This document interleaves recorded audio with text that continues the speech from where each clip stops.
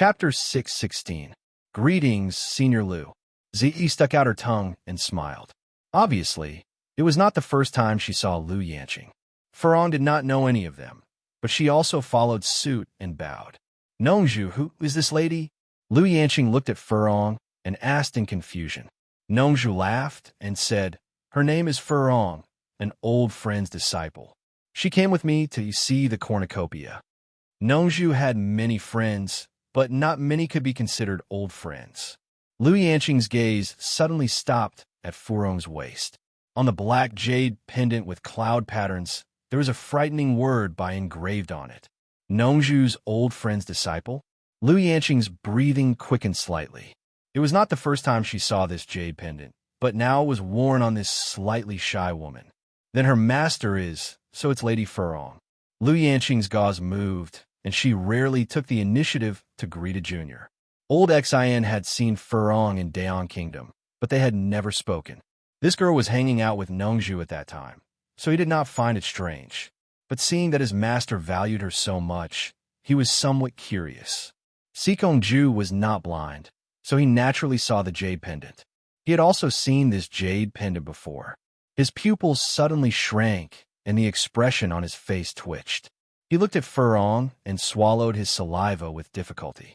He rarely cupped his hands and said to Furong, "So it's Lady Furong." The 6 disciples were also not fools. They also felt that the atmosphere was a little strange. Sikongju actually took the initiative to bow to a junior. The gazes of the 6 people also fell on Furong with uncertainty. Who is this? Furong timidly returned the greeting to the 2. She did not know what the jade pendant on her waist meant, and did not know how much pressure it was for the people who knew this jade pendant. Nongzhu looked on from the side and was quite satisfied. She admired herself for using Yu Qianqiu to seduce Furong, and then using Furong to steal a jade pendant from Bai Changchun. It was a rare opportunity to borrow the tiger's might. She laughed and said, "Don't dawdle here. Let's go in first." "Please." Sikongju waved his hand solemnly. Then, he led them into the cornucopia, and the group headed straight for the God of Wealth Peak. Not long after Baikong sent Niu Yud away, Sikongju arrived with a few people. Nongzhu retracted her flying magical item, then immediately cupped her fists at Baikong and said, "Baikong, congratulations. You're going to be rich again." "Nongzhu is here." Baikong replied indifferently. He never had a good impression of Nongzhu. This guy relied on the fact that Bai Changchun was his good friend to never put him in his eyes. If it weren't for Bai Changchun, he would have killed him several times when they didn't get along. Nongzhu smiled and did not take it seriously. In his heart, he thought, "I know that you and Grandpa don't get along, so I specially got you a nemesis today." Baikong smiled at Lu Yanqing, raised his hand and laughed. "Rare guest, rare guest. My cornucopia is greatly honored by Divine Physician Lu's presence. Haha. Brother Yin is too humble. I hope I won't disturb you." Lu Yanqing bowed. Hee. I can't even invite an esteemed guest. How can I disturb you? I actually hope you come and disturb me every day." Baikong laughed heartily, then turned to Sikongju and instructed, "Arrange a quiet courtyard halfway up the mountain. Don't let anyone disturb Divine Physician Lu." Most of the other powers had their own places to stay in Cornucopia, but Lu Yanqing's Spirit Fong Valley did not have any shops in Cornucopia, so naturally, they had no place to stay. They couldn't let one of the 4 eccentrics stay in an inn in Cornucopia, right? Baikong was not that bad. Moreover, Lu Yanqing was such a delicate beauty. Although Baikong was old, he had always been interested in protecting beauties. Most importantly, there were too many people in the cultivation world who owed Lu Yanqing a favor, including Baikong himself, who owed Spirit Fong Valley a favor. Don't look at how she stood aloof from worldly affairs, and her cultivation wasn't very high, but no one could underestimate her power. As for whether she used it or not, that was another matter. But then again, to be able to be recognized as one of the 4 eccentrics, none of them were simple. Baikong, arrange a quiet courtyard for me as well. Look at me. It's not safe for me to wander around with 2 girls. Nongzhu asked without any trace of politeness. Baikong coldly glanced at her and snorted, You, Mr. Nongju, have a wide range of connections. Do you think you don't have a place to stay? You're not joking, right? His words meant rejection. At the side, Lu Yanqing was speechless. She glanced at Hibiscus through the green veil, then closed her red lips again. She wanted to say something to Yin Baikong, but after thinking about it, she felt that it was inappropriate. After all, this wasn't her territory, so she couldn't help Yin Baikong make decisions. Then forget it. Nongju shrugged her shoulders indifferently, then turned to Hibiscus apologetically. Hibiscus, my face is a little small, and I've made you suffer. Come, let's go to the inn at the foot of the mountain and see if there are any empty rooms. I believe that if we look from one to another, we'll definitely find one. So, come, let's go down the mountain. It's all right, Hibiscus said weakly. She didn't think that there was any difference between staying at the foot of the mountain and the top. Zi pouted her lips at Yin Baikong. Yin Baikong snorted coldly.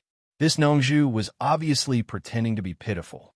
How could this old man's god of Wealth Peak be a place that anyone could stay at? Lu Yanqing's expression became strange. Why did she feel that Nongju was deliberately tricking Yin Baikong? If Yin Baikong really offended that person, with that person's thunderous methods, he wouldn't be able to argue at that time. This cornucopia association, what a joke. If this girl was really that person's disciple, then she would have offended that person's entire family. Who would dare to not give that person face? Sikongju's forehead was drenched in cold sweat. His master still hadn't discovered it. He hurriedly moved in front of Nongju and awkwardly cupped his hands. Mr. Nongju, please wait a moment. I'll discuss it with my master. No need. Your god of Wealth Peak isn't a place that ordinary people can stay at. The three of us are a little small, so we don't dare to disturb you. I'd better bring my 2 girls along to beg for a place to stay. Nongju sneered sinisterly. Yet, his face revealed an expression that said, just you wait and see. I'll teach you a lesson when the time comes. Lu Yanqing's red lips slightly opened as she secretly smiled bitterly. This Nongju really wanted to trick Yin Baikong. Begging on the streets. Sikongju almost choked to death by these words. He repeatedly smiled apologetically. Mister, please wait a moment. Before he could finish, he heard Yin Baikong shout, Sikong, what are you trying to do? This was really rebellious. A disciple actually went against his master's words. Master, old man, take a good look first. Sikongju almost cried. He hurriedly transmitted his voice to Yin Baikong. Master, look at that girl called Furong. The jade pendant on her waist. This disciple seems to have seen it somewhere before. Since things had already escalated to this point, he didn't dare to say it out loud. If he said it out loud, it would put his master in a difficult position. At that time, he would definitely blame himself for not saying it earlier. He could only use a roundabout way to remind his master and let his master decide for himself. Yin Baikong's face was full of anger as he casually swept a glance. But it was this casual glance that caused Yin Baikong's expression to stiffen. He couldn't tell what kind of expression was on his face, but it was very rich and interesting. The half-palm-sized black jade pendant with cloud patterns didn't seem to be very eye-catching. But the most frightening thing was that there was a Bai character engraved on it. If you asked Yin Baikong if he had seen this thing before, he would tell you that he had seen it before. Moreover, he had seen it several times. Don't look down on such an unremarkable little thing. But to some people, it was like a death warrant. Yin Baikong currently had this kind of feeling. The jade pendant that Bai Changchun had carried with him for many years, why would it be on her? Yin Baikong kept asking himself this question in his mind. Miss, where did you get this jade pendant from? Yin Baikong pointed at Furong's waist with a complicated expression. After hearing Nongju's pitiful words, Furong really didn't have a good impression of this old woman. Plus, she was too innocent and didn't know how to hide her likes and dislikes. With a face full of disgust, she said, My master gave it to me. What does it have to do with you? Yin Baikong almost choked on her words. A mere core formation stage little girl actually dared to talk to him, one of the top 10 experts in the world, a cultivator of the late soul severing stage, in such a manner. She must be tired of living. But without a doubt, this also showed that although her cultivation level wasn't high, she didn't put him in her eyes at all. How many people in the world dared to not put a cultivator of the late soul severing stage in their eyes. Not to mention this little girl. This jade pendant belonged to Bai Changchun, and she said her master gave it to her. Then her master is... In Baikong's expression twitched. He angrily stared at Nongzhu and fiercely transmitted his voice. Nongzhu, what do you mean by this?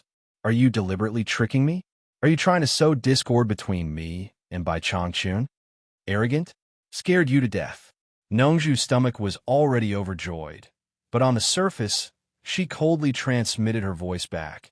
Don't think that just because your cultivation level is high, you can wrongly accuse others. When did I sow discord between you and Bai Changchun? What I said earlier has anything to do with Bai Changchun.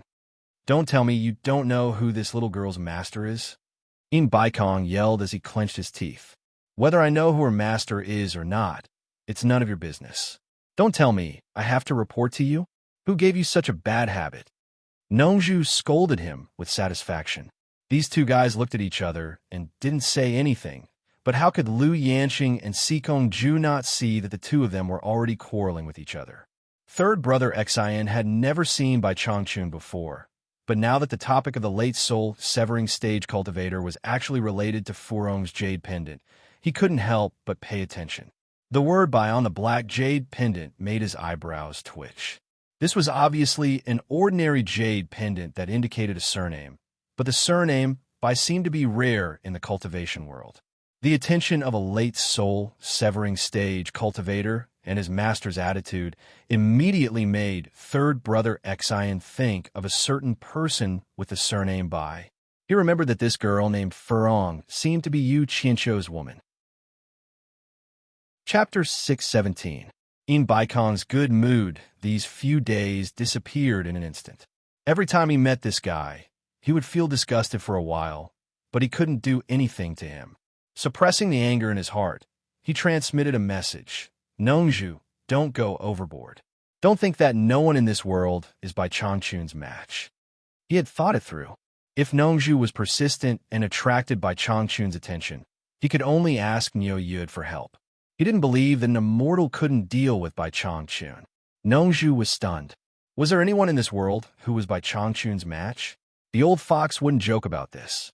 She subconsciously asked, who? There's always someone better. It's none of your business. In Baikong transmitted, I'll arrange a house for you halfway up the mountain. You can't live there, right? He had already admitted defeat. After all, he didn't dare to provoke Bai Changchun. If he couldn't get Niu Yud to help, he would be in trouble. Of course, I'll live there. Nongzhu replied. He didn't have any deep grudges with In Baikong. He just didn't like the old fox, so he couldn't help but provoke him every time. In fact, In Baikong never provoked him. Now that he heard that Niu Yud was staying on this heavily guarded mountain, he also wanted to stay there. It would be more convenient for him to chat with Yu Qianzhou. Now that he had fooled the other party and achieved his goal, he naturally had to stop while he was ahead. He couldn't risk his life against the old fox.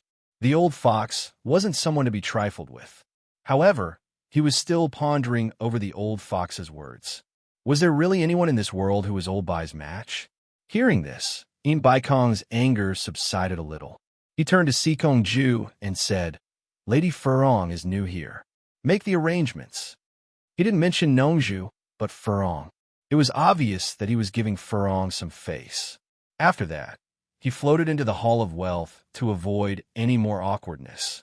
Third brother Xian looked at Furong and confirmed his guess. She should be that person's disciple. Divine Dr. Liu, Mr. Nongzhu, Lady Furong, please follow me. Sikong-ju personally led them down. Not long after, Sikong-ju rushed over from the foot of the mountain and rushed into the Hall of Wealth. The slightly gloomy In Baikong seemed to have eyes on the back of his head as he asked in a deep voice, Has everything been arranged? It's done. Sikong-ju cupped his hands and said, Master, Bing Chengzi brought Yin Juexing into the cornucopia. In Baikong suddenly turned around. His eyes narrowed as he said with a mischievous smile, You still dare to come. You've got guts. Niu Yud's foresight is extraordinary. Last time, we were fooled by Bing Chengzi. Yin Juexing. There must be something mysterious about this kid. Arrange for someone to keep an eye on him. Be careful not to alert the enemy.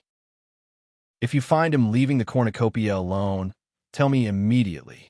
I'll deal with him myself. Sikong Ju's eyes lit up. No wonder Master didn't pursue the matter from back then. It seems that this Yin Juexing is still a problem.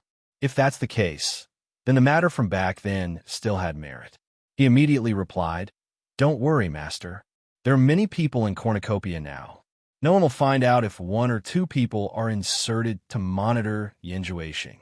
I'll arrange it right away." There weren't many people in Bing Qingzi's group. They only brought Yin Juexing and Manhu. In order to avoid unnecessary trouble, the 3 of them directly descended into the backyard of Di Rong Kingdom's shop. The manager of this place had already brought people to welcome them. Manhu dismissed the people who came to welcome them, who knew that after a while, the manager returned and said that Hu Changshou's 3rd son, Hu Yintian, had come to pay a visit. Manhu glanced at his master and immediately asked the manager to bring them in. When Hu Yintian arrived, he couldn't avoid greeting and stated his purpose.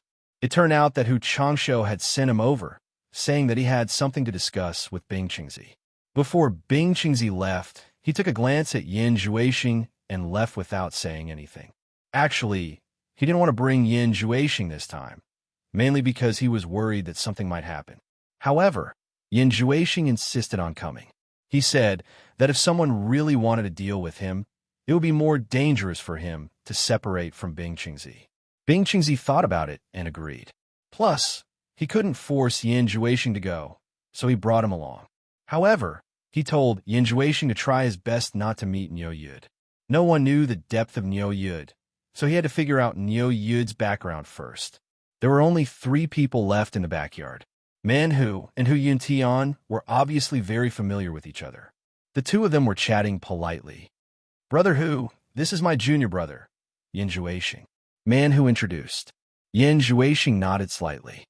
"I guessed it." Hu Yintian laughed and waved his hand. "It's my first time meeting Brother Yin. I'll treat you to a fun place." Manhu said, "I wonder what kind of place it is for Brother Hu to find it fun. I wonder if the 2 of you have heard of the Sleeping Spring Inn?" Hu Yintian smiled. A trace of coldness flashed in Yin Juexing's eyes. Manhu squinted his eyes. Those who were well-informed would know that Niu Yud was currently living in the Sleeping Spring Inn. However, this guy insisted on bringing Yin Juexing to the Sleeping Spring Inn. "It's just a brothel. What fun can there be? I'm not interested." Manhu refused without batting an eyelid. However, Yin Juexing continued. "Is it the Sleeping Spring Inn where Senior Yin and Senior Niu wrote a poem together?" "That's right. It's because the 2 seniors wrote a poem together that this Sleeping Spring Inn has a special flavor." Hu Yintian asked with a deep meaning, "Why? Is Brother Yin interested?" He was here to probe under his father's orders. After Yin Baikong and Niu Yud met, they actually did not pursue the matter of Yin Juexing. This had long made Hu Changshou suspicious, so he sent his son here to find a way to probe. In fact, Hu Changshou was not the only one who suspected this. "I heard that Senior Niu has a lover in the Sleeping Spring Inn called Yinyu?" Yin Juexing continued to ask. "Haha, speaking of that Yinyu, Senior Niu's eyes are really good." Hu Yintian laughed. "Eldest senior brother." Yin Juexing smiled at Manhu and said, "The Sleeping Spring Inn is famous in the world. Plus, it's hard to refuse Brother Hu's hospitality. Why don't we go and take a look?" Manhu was startled, but he knew that Yin Juexing was hard to persuade. There were some things that even his master could not persuade, so there was no point in persuading him. Thus, he did not say anything. Hu Yintian laughed and immediately waved his hand, making a gesture of invitation. The 3 of them left together. There were fresh flowers, delicious wine and delicacies, and beautiful women dancing and dancing. Even if the price was frighteningly high, there were still many cultivators who came to the Sleeping Spring Inn. It was said that cultivators should cultivate with a pure heart and few desires, and the cultivation world had always advocated this. But in reality, how many people could truly achieve a pure heart and few desires? Everyone had a pure heart and few desires, standing aloof from worldly affairs. What was the point of fighting and killing in the cultivation world? Wasn't it to have a longer life to enjoy? You also wanted to enjoy life unfettered, and others also wanted to enjoy life unfettered. Everyone wanted freedom. However, human nature dictated that when a person could truly enjoy freedom, he or she would definitely trample on the freedom of others. Walking on the road, it was possible to accidentally step on a rock. You could easily kick it away, but when there was a huge mountain blocking the road in front of you, could you easily kick it away? No matter how free one was, there would always be troublesome stones and mountains. The difference was that the degree of freedom and ability were always proportional. There would always be stumbling stones and mountains in front of them. Was your ability to kick away a stone or flatten a mountain? If you could do it, there would be an even higher mountain waiting for you in front of them. When you could do it, you might become a stone or a mountain in the eyes of others. They would also want to kick you away and get rid of you, because they also wanted to have greater freedom. Therefore, freedom was a very contradictory slogan. It was an idealistic phrase and very illusory. Only when one's ability was big or small could one distinguish the degree of freedom. No one had truly obtained unfettered freedom. Those who loudly shouted for freedom and unfettered should first ask themselves, why do you want freedom? Eat when you want to eat, drink when you want to drink, play when you want to play, and be happy when you want to be happy? Who would provide it? Who else would sacrifice their own freedom to provide for you to eat, drink, and be merry? It was still the same sentence. The size of your ability determined your degree of freedom. If you wanted to enjoy a high degree of freedom without relying on your ability, perhaps only your parents and relatives would be willing to sacrifice their freedom to do anything for you. But that was only for a while, not for a lifetime. Otherwise, how could there be such a good thing?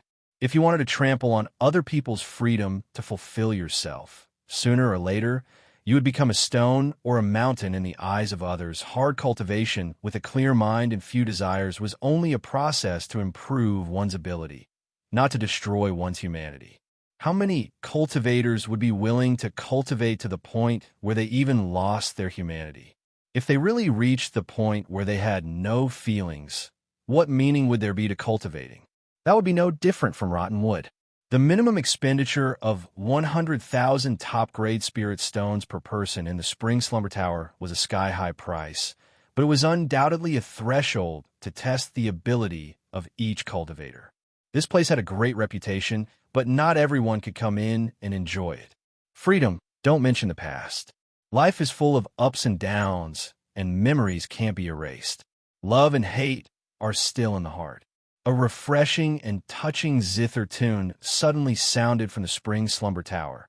Although the Spring Slumber Tower had a great reputation, people inevitably became tired after paying attention to it for a long time. There was no longer a crowd in front of the tower, and the cultivators on the street stopped for a short while at most. At this time, everyone's attention was focused on the cornucopia and treasure tower's limit-breaking pill, and the reservation had begun. However, when a faint, sad zither tune floated out of the Spring Slumber Tower, it immediately froze the hurried footsteps on the street.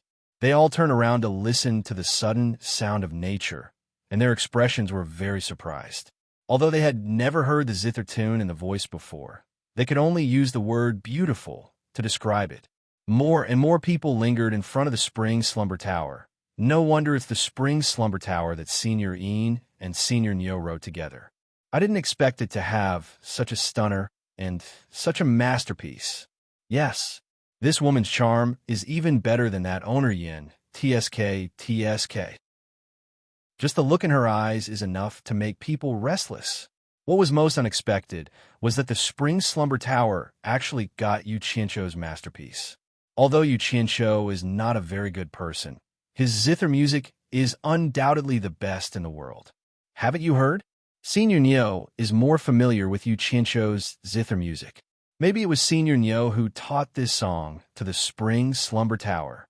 It's very possible, but it's really a pity that the reservation for the limit-breaking pill had to be made at this time, and we were summoned by the door and had to leave midway. But then again, the 100,000 upper-grade spirit stones were definitely well spent. Two cultivators who hurried out of the Spring Slumber Tower sighed endlessly. which made the onlookers in front of the tower itch. However, most of them were short of money, and not many could enter at any time. Chapter 6:18. Halfway down the God of Wealth Peak, among the lush greenery, flying beams and painted rafters were faintly discernible. Large and small houses blended together with the shade of greenery. Other than some of these houses for distinguished guests to rest, most of the houses were for the World Chamber of Commerce's high-ranking people to live in. After Nongju occupied a house, she looked around in a good mood. Compared to the surrounding houses, the house arranged by Sikongju was definitely considered outstanding among the nearby buildings. It was large and imposing enough, and should be the kind reserved for the most distinguished guests to live in. It seemed that she had benefited from Furong. Otherwise, it would be strange if the old fox didn't drive her down the mountain. Nongju glanced at the two girls who were also looking around and said happily, "There are many rooms here. Both of you go pick one you like to live in." The two girls looked at each other hesitantly. It seemed that there was nothing to be picky about where to live. Finally, Zi asked weakly, "Master, didn't you say that Yu Qianqiu would come to Cornucopia? Where is he?" Nongju was startled. She had only told by Changchun that Niu Yud was Yu Qianqiu. She really didn't know if she should tell the two girls. She thought for a while and said, "You two stay here first. Yu Qianqiu hasn't arrived yet. When he arrives, he'll come find us immediately." After casually brushing off the two maidservants, he warned them not to run around and walked out of the courtyard by himself. Sikongju arranged a disciple to wait for orders outside. When he saw Nongju come out, he immediately bowed. "Take me to Niu Yud's house to have a look." Nongju ordered without hesitation. The disciple immediately led the way in front.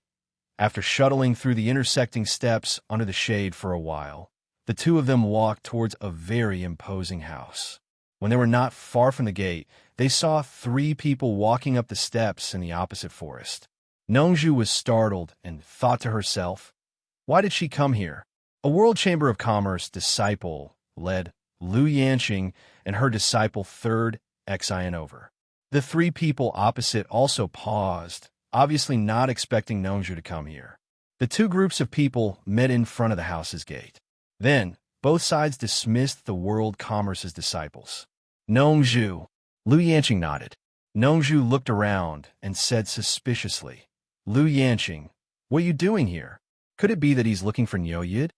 As he said this, he glanced towards the inside of the house. Lu Yanqing lightly explained, "I met Niu Yud at the Ghost Manor.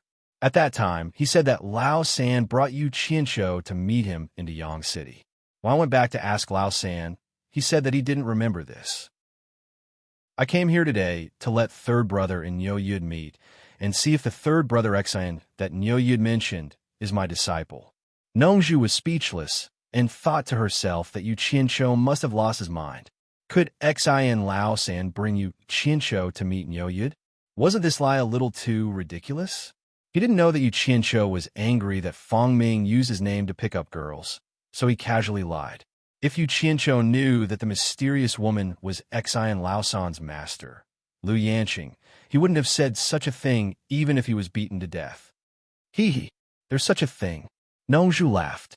Little did he know that the eyes behind the gauze hat were carefully observing the changes in his expression. Perhaps Amano, Li Qiuxiang, and Hai Wei heard the commotion outside, so they walked out. As for Mo Xiaojun, he was sent by Yu Qianqiu to Treasure Tower to inquire about the market. Li Qiuxiang had never seen Lu Yanqing, but Tian Yi and Hai Wei looked at each other. Wasn't this woman wearing gauze hat the mysterious woman that appeared in the Ghost Manor that day? How could she appear here? Nongju and the other two stared at the horrifying and ugly Li Qiuxiang. They must have heard about this woman's horrifying actions in the treasure bowl. "May I know who you are looking for?" Tian Yi cupped his fist and asked. In fact, he had already guessed that the three people were looking for Niu Yud. It was impossible for them to be here.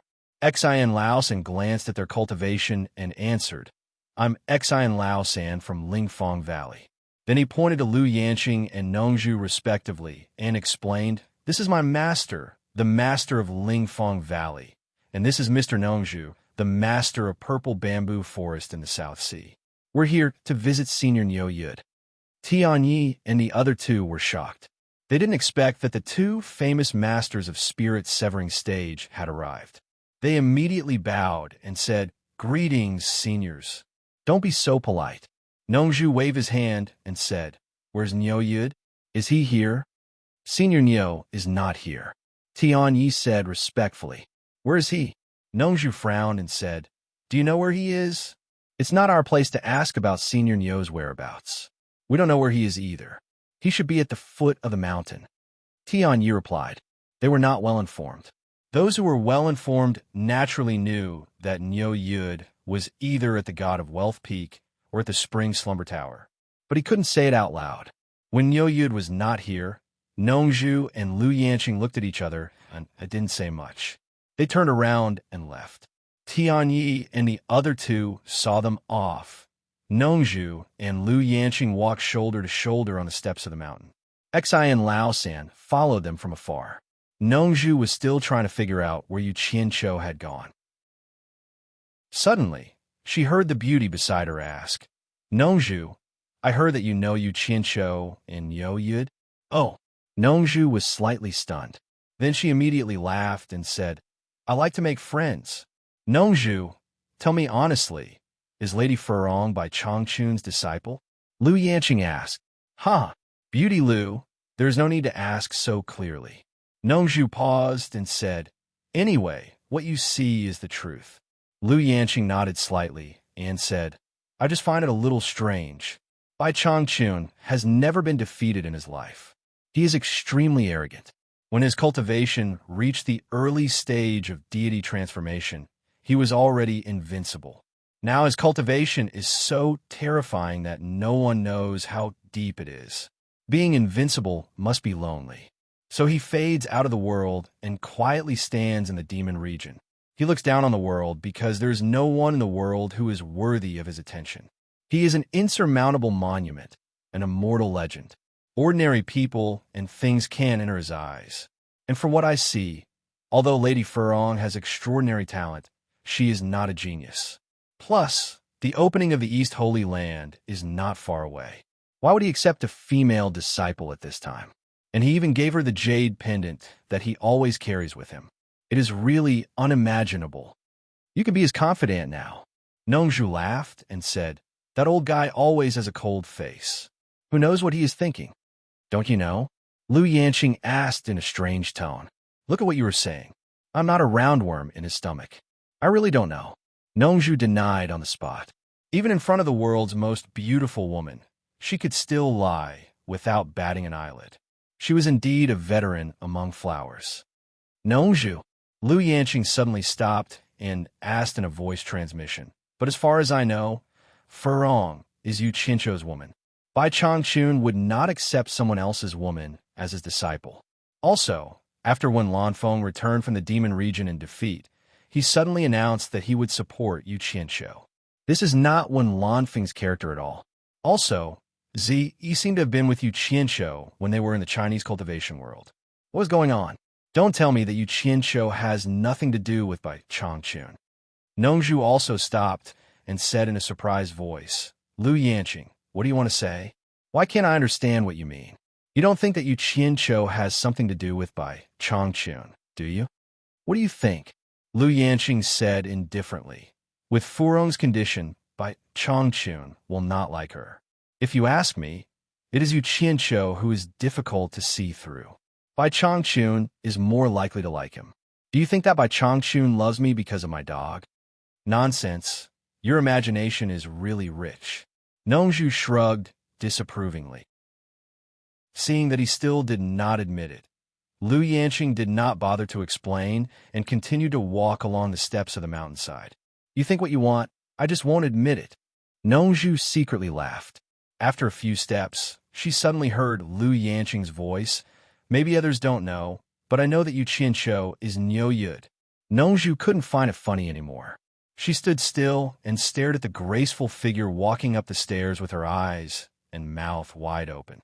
After a long time, he cursed under his breath and quickly followed after them. The two of them stood in a pavilion on the mountainside without saying a word.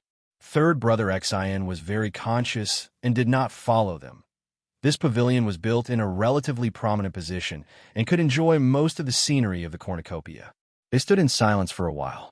Nongju sighed softly and said, "Humans, there's no need to say it out loud. It is so boring. I just want to confirm it. If I really want to say it, you and I will not stand here." Lu Yanqing said lightly. "Hey, what's going on?" Nongju looked down the mountain and felt strange. Lu Yanqing glanced at the crowded place and said, "Don't you know? That is the position of the treasure tower. They all want to reserve the limit-breaking pill made by Niu Yud. Sigh. Niu Yud's elixir and Yin Baikong's tricks. What are they trying to do? I mean that position." Nongju pointed to another place where many people were lingering.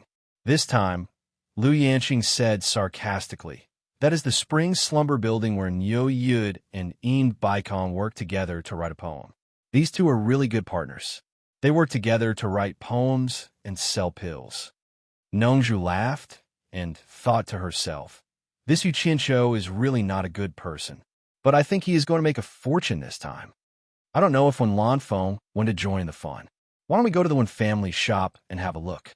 Nongju changed the topic and said, "Is it convenient for you to go?" "Why would it be inconvenient for me? You're just thinking too much. I came here to see him." Lu Yanqing turned to third brother Xin and said, "You go back first. You don't need to follow me." Then she took the lead and flew towards the direction of the One family shop. Nongju winked and chuckled, then flew into the air and followed. Coincidentally, the One family shop was diagonally opposite the Sleeping Spring Tower. The two landed in the backyard of the One family shop. Immediately, a guard shouted, "Who are you? How dare you trespass here?" Obviously, he did not know them. "What are you shouting for?" Nongju said disdainfully. Wen Lanfeng's voice came from the upper floor of the shop. "Is it Nongju? Come straight up." Chapter 619. Mr. Nongju? The man was shocked on the spot. Everyone in the Wen family knew that Nongju was Wen Lanfeng's best friend, so he bowed and apologized. Nongju would not argue with him.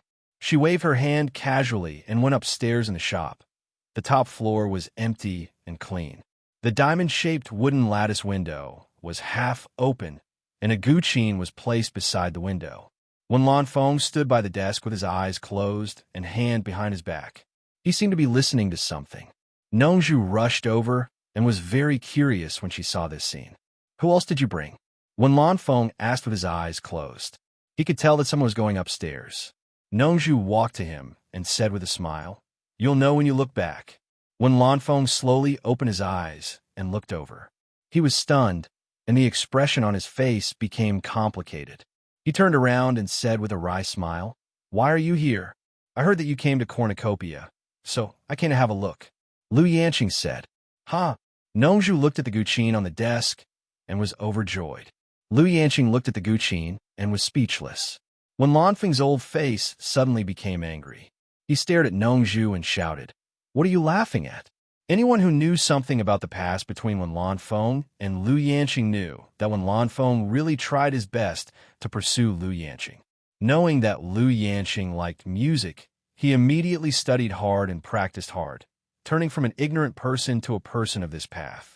The reason why Nongju and Wen Lanfeng could become friends was that Wen Lanfeng admired Nongju's good flute. So he came to the South Sea Purple Bamboo Forest for advice. "Nothing, nothing." Nongju waved her hand and asked curiously, "Are you practicing the guqin here?" Wen Lanfeng gritted his teeth, but Lu Yanqing was there. He still wanted to maintain his demeanor, so it was not convenient to argue with Nongju. He calmed down a little, walked to the window, pointed to the direction of the spring slumber house diagonally opposite, and said, "Listen carefully to the song coming from there."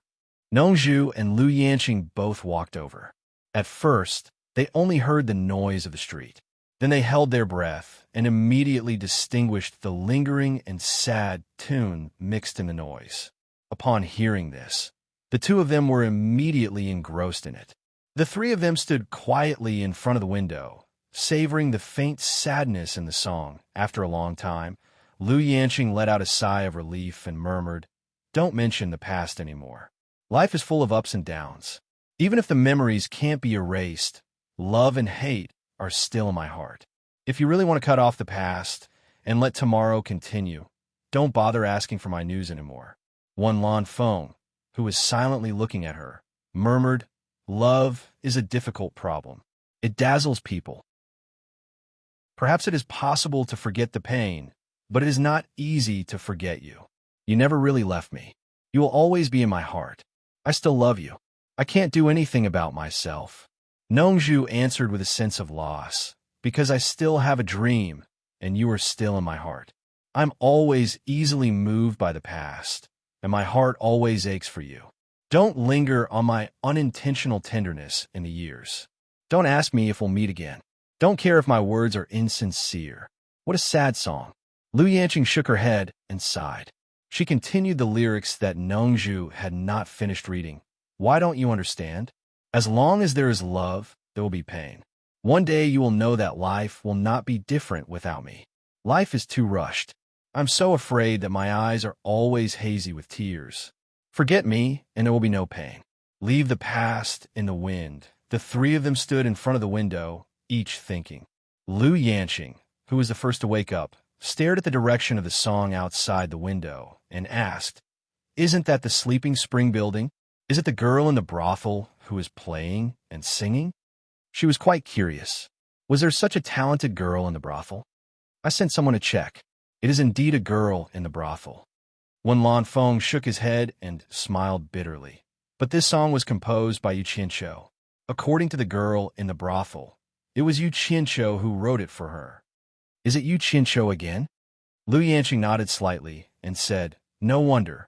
It is estimated that only Yu Qianqiu can make such a wonderful song. It seems that Yu Qianqiu has also been trapped by love. If he did not empathize, how could he make such an unforgettable song?" "Yu Qianqiu, did he make it? Is it true? Do you believe it?" Nongzhu's face was full of disbelief. To be honest, he had long heard of such a thing, but he had never believed it. Based on his understanding of Yu Qianqiu, what overflowing talent. That was simply nonsense. Yu Qianqiu probably plagiarized it from somewhere. But so far, it seemed that everyone recognized Yu Qianqiu's talent. Now even when Lan Feng and Lu Yanqing thought so. "What the hell? You don't think it was Yu Qianqiu?" When Lan Feng asked curiously. He believed that Nongzhu knew more about Yu Qianqiu than he did. Lu Yanqing also stared through the gauze curtain with burning eyes. "I'm not sure." Nongzhu smiled and immediately changed the topic. "Wan Lan Feng, why are you here? Do you want to buy some limit-breaking pills? Or—" He looked at Lu Yanqing. Although he did not finish his words, his meaning was obvious. Wan Lan Feng was slightly annoyed. "I didn't know Yanqing would come. I just wanted to see who Niu Yud is." Lu Yanqing was a little surprised. Didn't he know that Niu Yud was Yu Qianqiu? "Oh, did you see it?" Nongzhu laughed.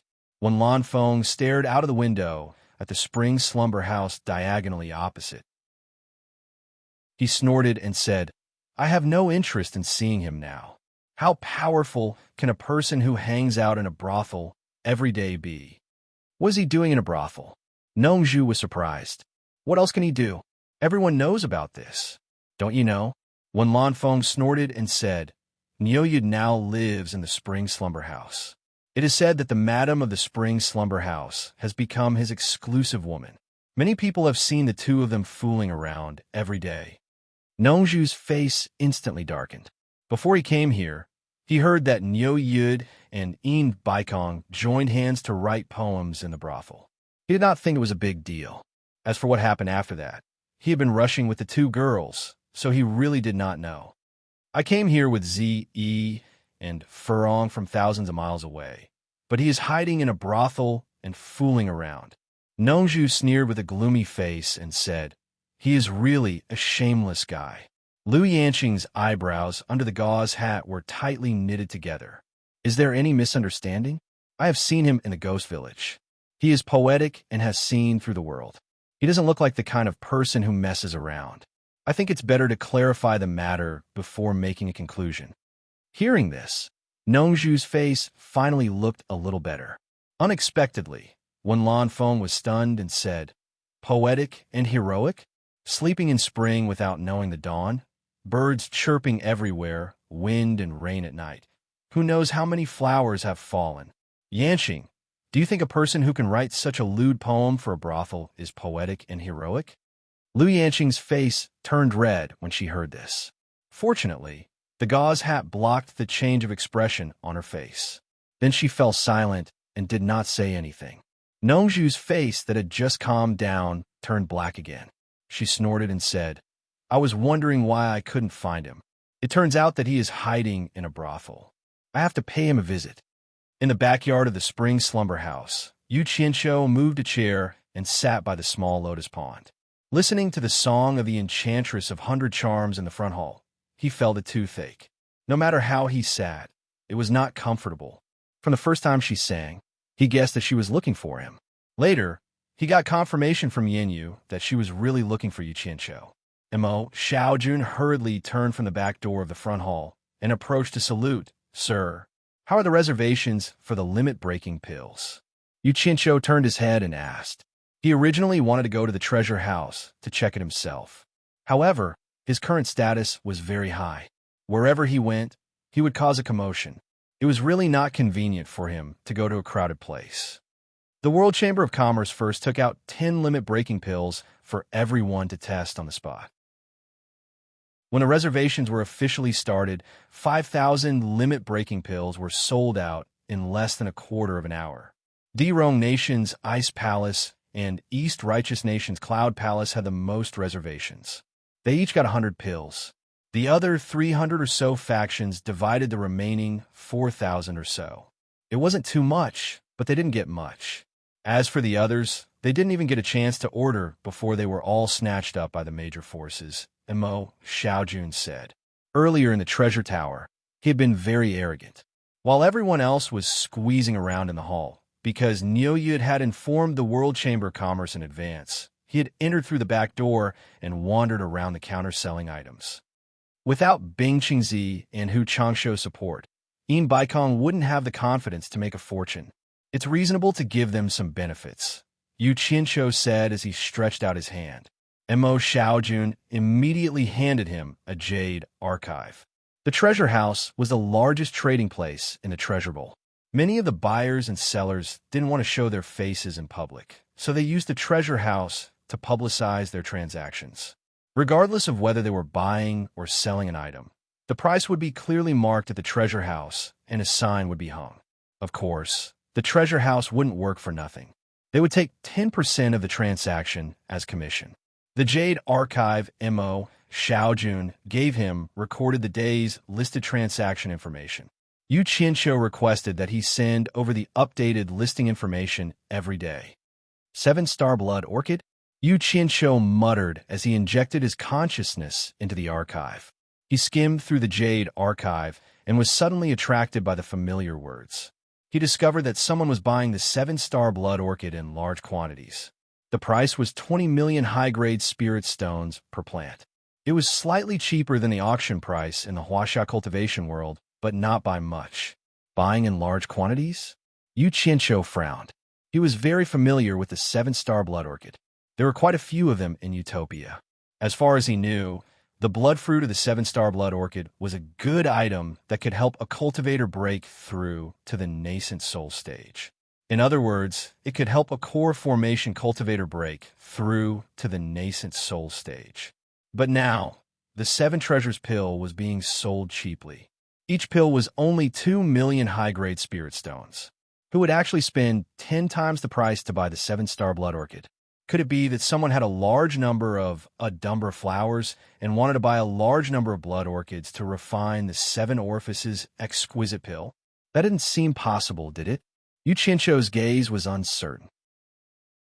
Could it be that the 7-star blood orchid had some other miraculous effects that he didn't know about? Chapter 620. After mulling over it for a long time, he became suspicious of this matter, so he made a mental note of it. After injecting his divine sense into the Jade archive, he went through all the information in it. He realized that there were quite a lot of items that had been purchased or purchased. They were densely packed and dazzling. Furthermore, most of these items that could be traded in the treasure tower were extremely valuable. Each item was worth more than 10 million high-grade spirit stones. Yu Qianqiu sighed to himself. With so many items, even if he could sell half of them, the world commerce would still make a fortune just by taking a 10% commission. As he was sighing, a figure landed in the courtyard. Mo Xiaojun, who was standing beside him, bowed and greeted Senior Sikong. Sikong Ju smiled and nodded. He cupped his fist at Yu Qianqiu and greeted Senior Niu. Yu Qianqiu glanced at him, then waved Mo Xiaojun away before standing up and asking, "What is it?" "My master invites Senior up to the summit for a chat." Sikong Ju smiled. His attitude was extremely respectful. The explosive orders for the limit-breaking pills made everyone in the world commerce feel invigorated. Oh my! Before the items were even sold, they had already received a deposit of 5 billion. It would be strange if they weren't excited. Everyone believed that after this auction, there would be plenty of rewards for everyone. Yu Qianqiu smiled. He guessed that after Yin Baikong received the deposit, he would rush to deliver the money to him and urge for the goods. Without further ado, he threw out his flying sword and flew towards the god of Wealth Peak. Sikong Ju looked around and couldn't help but smile bitterly. This was the first time in his life that he came to a brothel so diligently. It couldn't be helped who asked this great god to like this place at the summit of the god of Wealth Peak. Yin Baikong smiled widely and cupped his fists in greeting. Yu Qianqiu landed on the ground and sheathed his sword. He smiled and said, "Congratulations, Brother Yin. I'm sure you've earned quite a lot this time." "Sigh, Brother Niu is too kind. In the end, it's all thanks to you." Yin Baikong took out 6 bulging storage pouches as if he was performing a magic trick and handed them over. "Here are 6 billion. Please purchase another 5,000 limit-breaking pills. I'll have to trouble Brother Niu to make another trip to the upper realm." Yu Qianqiu did not stand on ceremony. He took the storage bag and put it away. Previously, when the World Commerce Chamber of Commerce announced the price of the limit-breaking pill at 2 million per pill, Yin Baikong was probably afraid that Niu Yud would be unhappy to see him earn too much, so he invited him over to placate him. Then he solemnly vowed, "After estimating the financial resources of the various forces, we set the price of the limit-breaking pill at 2 million per pill. Of course, I, Yin Baikong, will not let Brother Niu suffer a loss. The remaining 1 billion from last time will be Brother Niu's. You don't have to return it." The price of the limit-breaking pill also rose from 5 billion for every 5,000 pills to 6 billion. "Brother Niu, what do you think?" This was the first time in Yin Baikong's entire life that he was a buyer who took the initiative to raise the price. The purpose of doing this was naturally to prevent Niu Yud from feeling indignant and refusing to cooperate with him. Actually, his worries were unnecessary. Even if he did not increase the price, Yu Qianqiu would not go back on his words. Of course, if he increased the price, Yu Qianqiu would not object. "The last time I went back, I had already pre-ordered a lot of goods. If I have enough money, I believe I can bring back a lot in one go." Yu Qianqiu smiled and said, "Brother Yin, why don't you buy a lot in one go? It will save me a lot of trips." Brother Niu might not know, but the number of people participating in this year's auction far exceeds the previous years. The flow of spirit stones is too large, so it is impossible to transfer too many idle spirit stones at once. We can only rely on the money from the sale of the limit-breaking pill. I hope Brother Niu can understand." Yin Baikong tactfully refused. When doing business, one must have the courage to take risks, but there was no need to take risks now. Since he could safely earn money, why should he take such a big risk? He was not crazy. Who knew what the situation in the immortal world was like? If something unexpected happened, he could minimize the loss to the greatest extent. "I understand." Yu Qianqiu nodded with a double meaning and said with a smile, "I will go now." "Wait a moment." Yin Baikong waved his hand and asked, "I wonder when Brother Niu will return." Yu Qianqiu pondered for a moment, then said in a low voice, "Last time, I've already pre-ordered a lot. This time, I could just go and get the goods directly. I should be back in half a day." "Very good." Yin Baikong clapped his hands and praised, but his smile suddenly disappeared. He frowned and asked, "Brother Niu, the cornucopia has already begun. Why is it Yu Qianqiu not here yet?" I'm still waiting for his 7 treasure pills. According to the estimated distance, he should arrive in 2 days. Yu Chincho looked at him and said with a smile, "Don't worry. If he doesn't keep his promise, then he can't blame me for standing him up.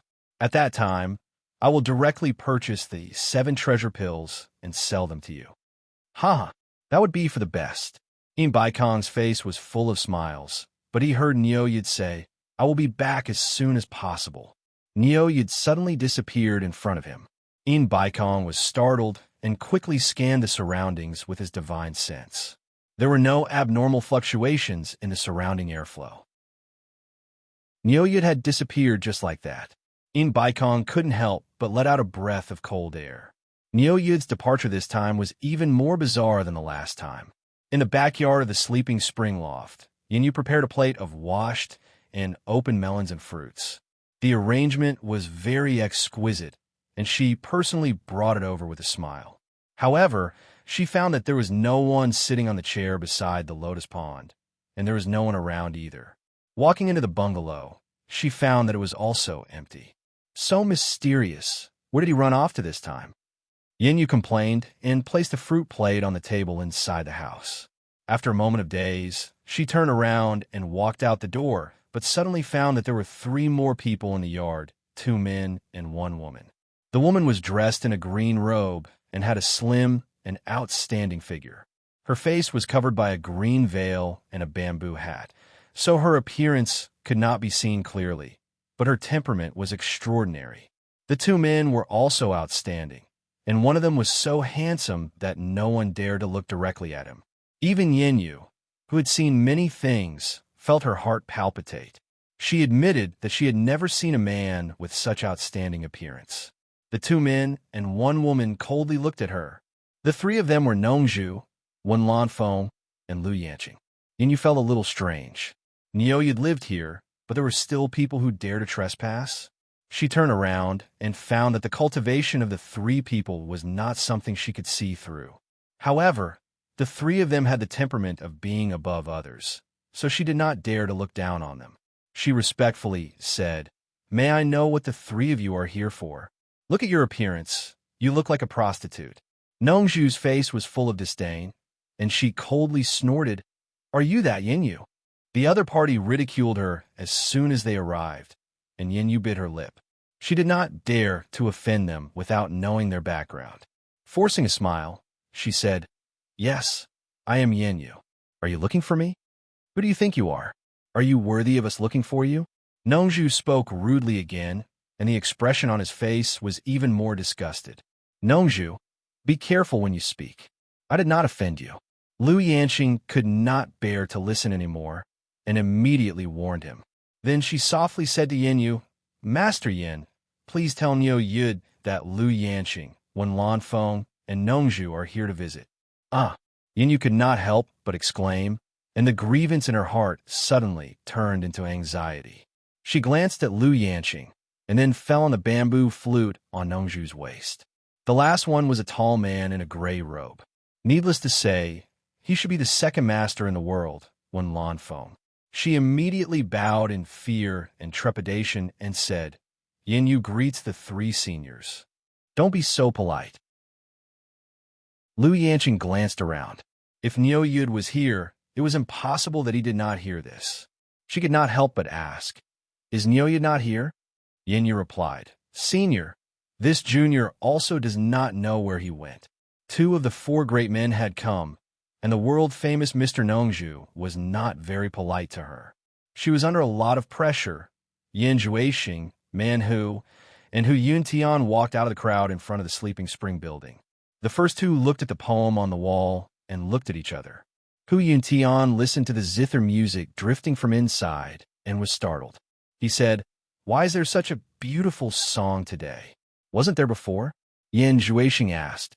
"It wasn't when I came yesterday." Hu Yuntian shook his head and then waved his hand and said, "Come, let's go in and have a look." As soon as the 3 of them stepped into the building, they were immediately surrounded by a few women. Yin Juexing was not interested in these women and did not even bother to look at them. He looked around the layout of the building. The first floor was the lobby to welcome guests, and there was nothing worth seeing. The turtle slave led the three of them to the second floor, where the zither music and singing were drifting from, and immediately saw a hall full of guests. Hee. Yesterday, we were all hiding in our rooms to listen to the birds. Why are there so many people sitting in the hall today? Hu Yintian laughed and said. When his gaze fell on the amorous woman in the middle of the hall, he suddenly could not laugh anymore, and his eyes almost popped out of their sockets. The central hall on the second floor was usually used for singing, dancing, and music performances. At this moment, there was a half-meter-high round table in the middle of the hall, and on it was a red velvet carpet. A charming woman wrapped in red gauze sat on the top of the table, playing the zither and singing softly. The red gauze could not cover the two exposed snow-white and round thighs, and with the red velvet carpet, her snow-white skin was even more conspicuous. The visual difference in color made people's blood boil. The woman's watery and seductive eyes wandered from time to time. It could be said that she was overflowing with charm, and the group of guests almost drooled. The turtle slave who led the three of them up found an empty seat in the middle of the hall and raised his hand to guide the three of them. Three honored guests, please follow me. Who would have thought that Hu Yuntian would grab his lapel? His eyes would not let go of the charming woman, but his mouth would ask the turtle slave, what a flirtatious beauty! Why didn't I see her yesterday? What is her name? The turtle slave did not dare to offend the guests, and could only awkwardly smile. She came to the Sleeping Spring building yesterday, and only went on stage today to perform. Her name is Yi Kun. Yi Kun. Hu Yuntian laughed mischievously, and his hand that was grabbing the lapel loosened. The three of them followed the turtle slave to a table near the periphery. When Hu Yuntian saw that it was too far from the center, he immediately became unhappy and said in a deep voice, I want a seat near the front. Quickly arrange it. Chapter 621. Yan Zhuixing and Man Who Glanced at Each Other. It seemed that this Hu Yuntian relied on his father's support to do similar things. He did it quite quickly. The tortoise slave was speechless. The Cloud Palace's third young master was not someone he could provoke, but the front seats were already full. He couldn't just drive them away. What's more, those who could come here to throw money, which one of them did not have a bit of background. Who could he provoke? He immediately said with a sullen face, Senior Hu, the front seats are full. Hu Yuntian's face sank. He was used to being domineering. The number of people who dared to provoke him could be counted on one hand. Now, a little tortoise slave dared not give him face. He stared coldly at the tortoise slave, and his body faintly emitted a murderous aura. The people in the hall suddenly felt the murderous aura. They all suddenly woke up and turned their heads to look. Those who could spend 100,000 high-grade spirit stones to sit here and play had some knowledge. They recognized who it was at a glance. Hu Changsho's son was making trouble, but no one present dared to say anything. But the enchantress of Hunter Charm was still calmly playing the zither and singing, Brother Hu. Man Who said from the side, He can't make the decision. Why do you make things difficult for him? He glanced around and said, This is Cornucopia's territory. Even if you don't give Senior Nyo face, it's not good to make Senior Ian lose face. Hu Yuntian glanced at him and restrained his murderous aura. He snorted coldly and sat down in an empty seat. Man Hu and Yan Zhuixing also sat down. The tortoise slave repeatedly thanked and quickly left. After a while, he brought 3 girls to accompany the guests. The food and wine on the table were all served. Although the 3 girls flattered, the 3 guests did not seem to have much interest in them. Their eyes were focused on the enchantress of Hunter Charm, who was playing the zither and singing in the center of the hall. In fact, it was not only this table. The girls accompanying the guests at the other tables were also treated coldly. The enchantress of Hunter Charm undoubtedly became the top courtesan at the scene, stealing the limelight of the girls from the spring slumber brothel. Even Man who was not very interested in women, could not help but secretly praise this woman's charm. Her temptation to men was too great. He turned his head to look at Yan Zhuixing, only to find that his eyes were flickering as he stared at the singer, as if he was thinking about something. He couldn't help but secretly transmit his voice. What's wrong? Yan Zhuixing replied. I've seen this woman before in the Hundred Flowers Valley. She's the former palace master of the Enchantment Palace. Her name is Hundred Charm Enchantress. Yi Kun seems to be her real name. Barbarian Tiger was flabbergasted. The current sect master of Pink Sect? Why would she show her face here? Is she tired of living? I don't know. I don't think many people here know her.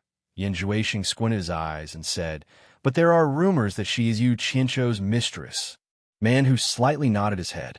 He glanced at Hu Yuntian and continued to transmit his voice. I'm afraid this guy doesn't have any good intentions in bringing us here. His previous actions might have been intentional. Although I managed to persuade him, he might take the opportunity to cause trouble later. Yan Zhuixing asked with some confusion. Isn't he afraid of breaking the rules of cornucopia by making trouble here? Besides, this place is related to Nyoyid. Would he dare to offend Nyoyid? Rules are set by people. They can restrain most people, but Baikong's rules can't restrain people like us.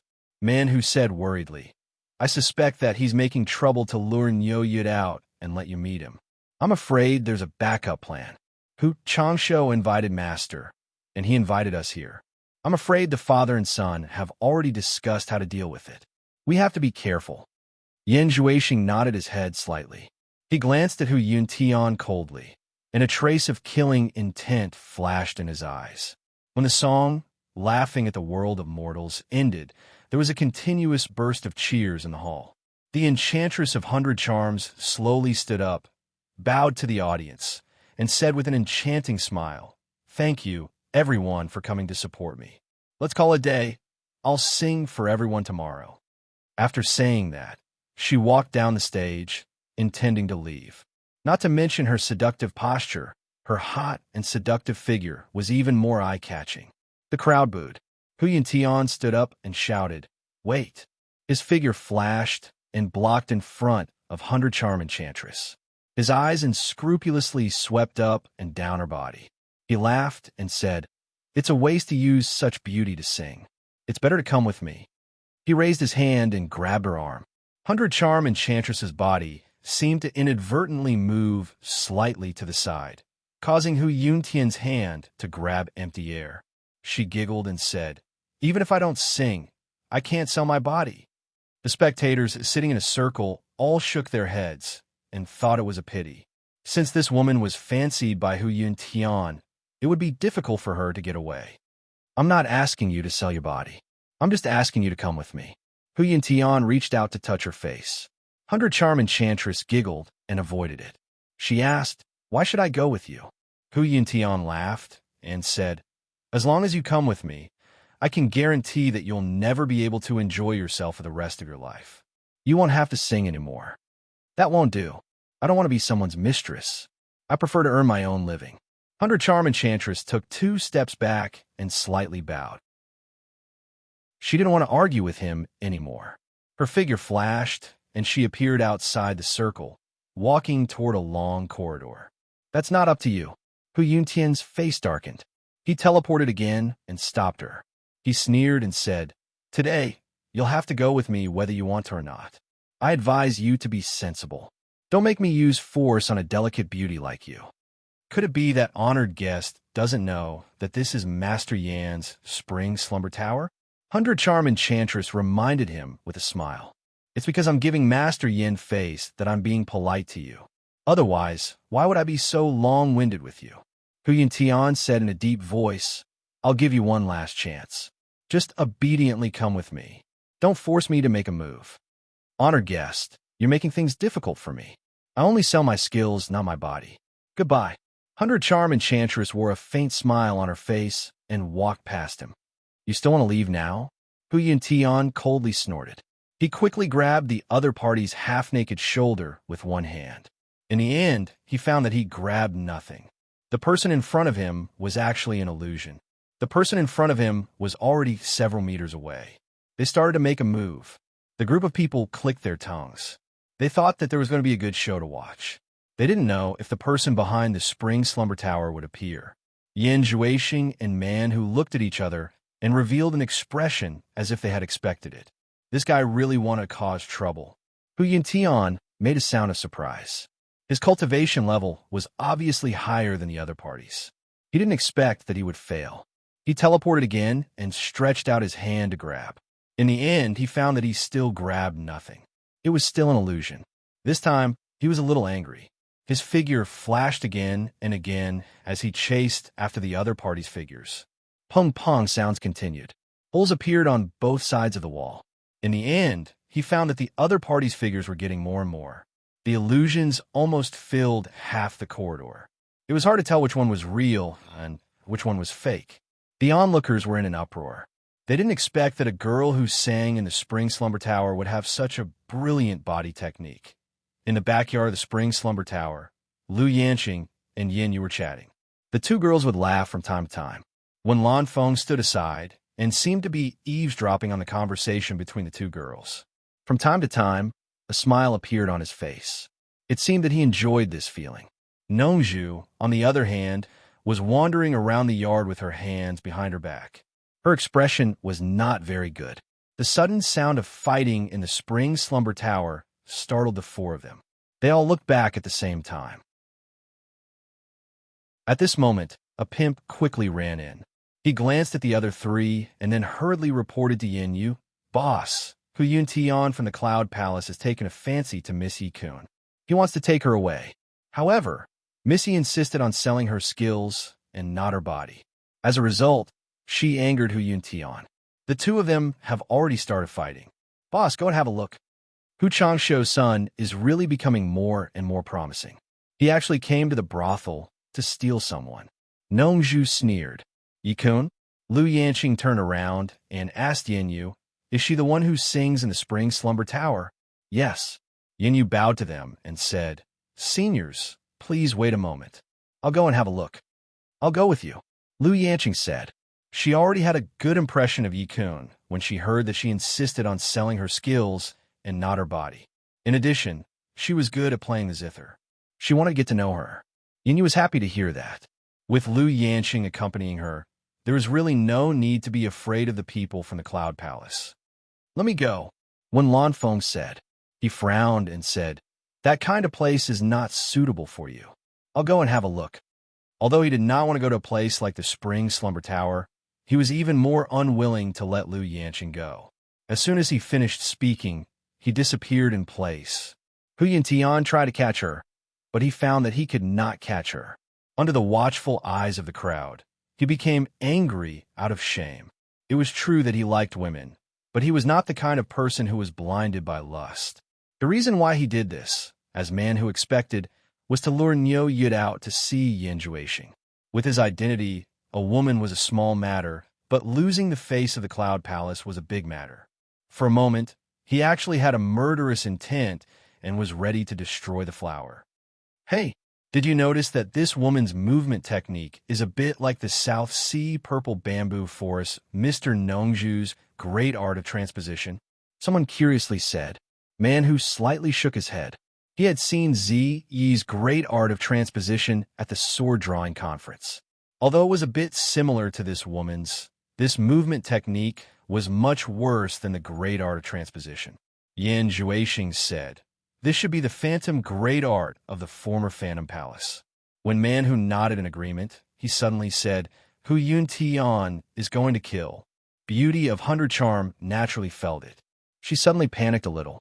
With the opponent's ability, once he started a fight with her, she was afraid that this little movement technique would not be able to stop him.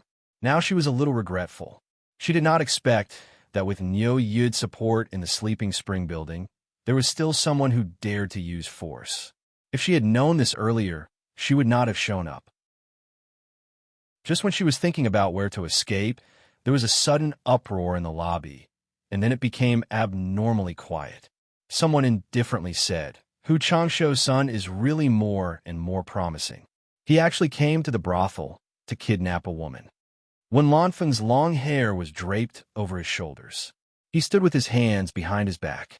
No one knew when he appeared in front of the entrance of the long corridor. He directly borrowed Nongzhu's words. Chapter 622. Temptress was overjoyed when she saw this person. Could this person be Niu Yid? Hu Yuntian immediately stopped when he saw this person. His expression was really complicated. How did he attract this great god? He quickly walked over and saluted. Junior Hu Yuntian greets Senior One. He had no choice but to admit defeat. This person could even deal with his father, so dealing with him was a piece of cake. At this time, Yinyu also quickly rushed over and cupped her hands to Wen Lanfeng. Senior One. Wen Lanfeng ignored Hu Yuntian and slightly nodded to Yinyu. Yinyu quickly walked over to Temptress and looked her up and down. Are you all right? Temptress shook her head. Fortunately, the Phantom Grand technique passed down from generation to generation in Magic Illusion Palace was still useful. Otherwise, she would have suffered some losses. Yinyu saw that she was fine and hurriedly said, Quickly thanks Senior Wen Lanfeng. He is the world's second strongest Wen Lanfeng. The Enchantress of 100 Charm was startled. She hurriedly bowed and said, Thank you, Senior One. In her heart, she was hesitating whether she should inquire about Yu Qianqiu or not. Wen Lanfeng just glanced at her indifferently and then stared at Hu Yuntian. If you dare to cause trouble again, tell Hu Changshou to be ready to collect your corpse. He left a cold snort and disappeared. Hu Yuntian stood there with an awkward expression. There was no reason for him to lose face today. Yan Zhuixing and Man, who were secretly amused. This guy didn't lure Niu Yid out, but he lured Wen Lanfeng out. He was really unlucky to have shot himself in the foot. The crowd didn't dare to make a noise until Wen Lanfeng left. They couldn't help but whisper to each other.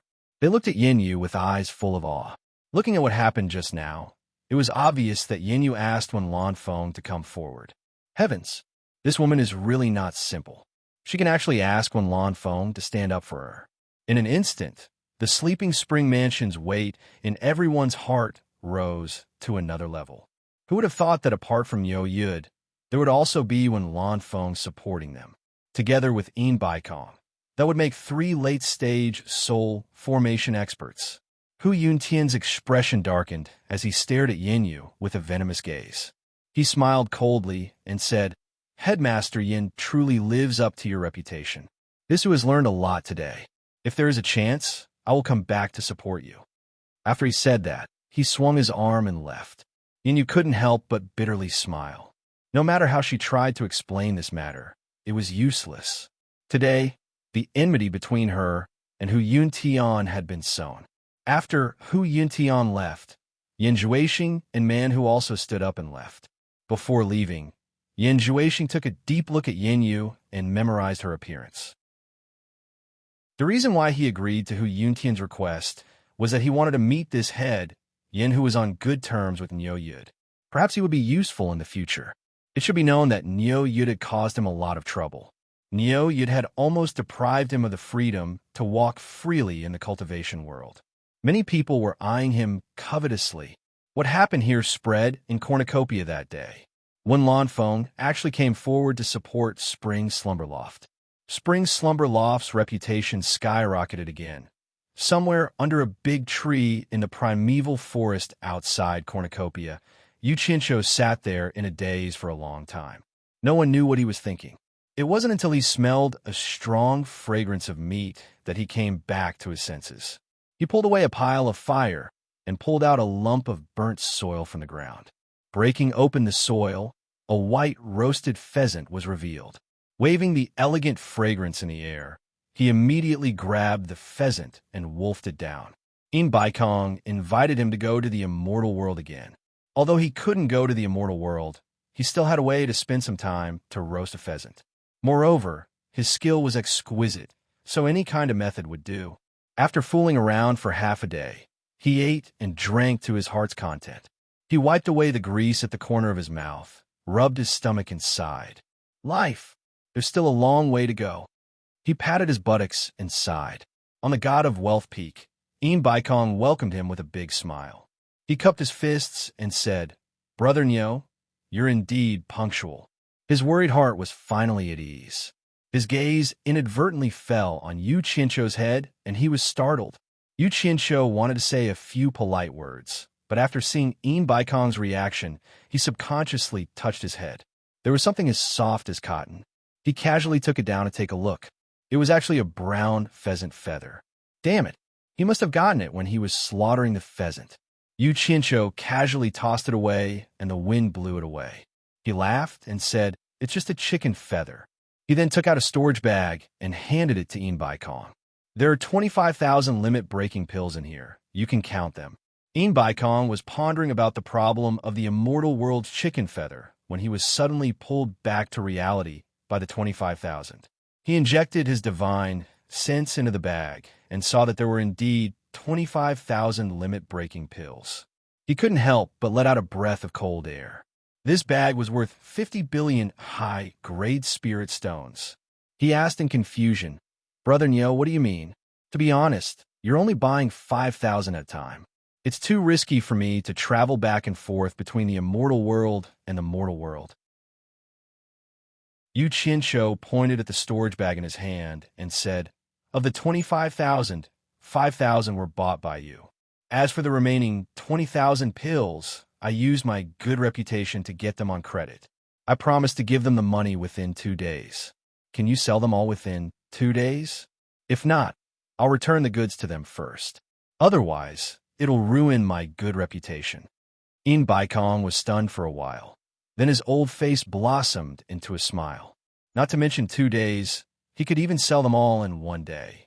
Currently, the limit-breaking pills were in short supply in the market. Not to mention 20,000, he could even sell 100,000. Although none of the 300 countries' powers were richer than his World Commerce Association, it was not a problem for each of them to take out 1 billion to buy the limit-breaking pills. Pooling together, they would have 300 billion. These 20,000 pills were only a few tens of billions. Most importantly, he had to pay before taking the goods. He was always on tenterhooks and taking risks. Now, all the goods were in his hands. He didn't have to worry about not being able to sell them. What was there to worry about? This was simply giving him money. Within 1 day, Yin Baikong passionately raised a finger and said solemnly, "I'll deliver the 24 billion high-grade spirit stones to Brother Nyo on time. If he can't sell them, my World Commerce Association will think of a way to pay for them. It will not affect Brother Nyo's reputation in the immortal world." Yu Qianqiu nodded seriously and said, "Good, then it's settled. If you go back on your word, don't blame me for being hostile." These words carried a hint of warning. Yin Baikong's eyes flashed and he laughed. "Brother Nyo, don't worry. Just come back within 1 day to get the money. Go back to your work. I won't disturb you anymore." Just as Yu Qianqiu turned around, he turned back and said, "I found Yu Qianqiu before I came. He's on his way here. He should be able to reach the World Chamber of Commerce in 2 days at most. I've gathered 5,007 treasure pills for him. Brother Yin, you better pay him as soon as possible. I got those things on credit this time. 7 treasure pills are worth 2 million per pill. 5,000 of them are worth 10 billion. Adding the limit-breaking pill, it's a total of 34 billion. Will Brother Yin have any problems with such a large sum? If it's not convenient, you can tell me now so I can deal with it." Yin Baikong thought for a moment. 34 billion. The 5,000 pills that he had previously ordered could be delivered to the buyer, so he was still short of 29 billion. In other words, he had to sell 15,000 pills in 1 day and convert them into 30 billion. Adding the 5 billion, it would be enough. As for the remaining 10,000, he was prepared to hold back. He couldn't put out too much as he had to maintain everyone's desire to buy. Moreover, he had to prepare some for himself. When Nyo Yud's next batch of goods arrived, he would hold back a little more. "Brother Nyo, don't worry. I won't hold you up." Yin Baikong smiled and promised, "When Yu Qianqiu's 7 treasure pills arrive, I'll hand over the money with him. Go back to your work." Yu Qianqiu nodded in satisfaction and floated down the mountain. Yin Baikong watched him leave and muttered with a cold smile, "What credit? Who knows how much these pills are sold for in the immortal world?" Then he shook his head disapprovingly. This wasn't something he should worry about.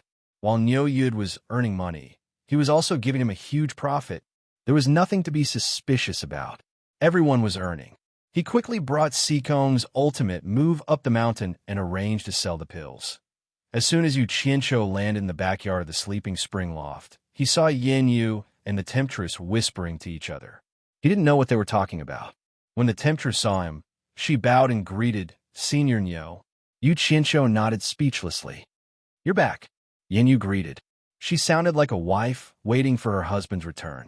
She walked over and said, When you weren't here, Senior Wen Lanfeng, Senior Lu Yanqing, and Mr. Nongzhu came to look for you. They came to look for me? Yu Qianqiu asked suspiciously. Why are they looking for me? In his heart, he was guessing if Nongzhu had already revealed his identity. Please don't ruin my plans. They didn't say why they were looking for you. Yin Yu looked at the temptress and said, They helped us solve some problems. Yu Qianqiu followed her gaze and looked at the temptress. He frowned and said, What's wrong? Yin Yu told Yu Qianqiu about how Hu Yuntian wanted to steal the 100 Charms beauty. Yu Qianqiu sneered as he listened. His eyes flashed with killing intent as he said, Hu Changshou's son, Hu Yuntian, is quite courageous. It looks like someone is tired of living. He was really angry.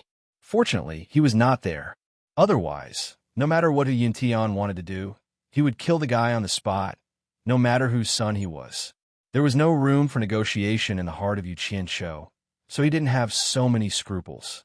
Although he didn't want to touch the temptress, he would never allow others to touch her unless she was willing.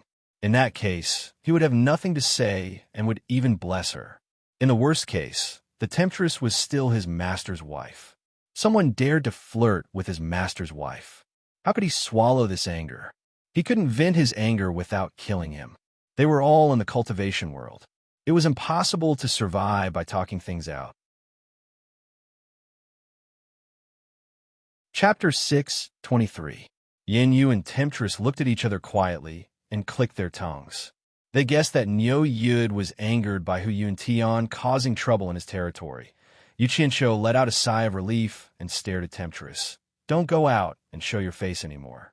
I just got reliable news that the person you're looking for should come to Cornucopia in 2 days. Really?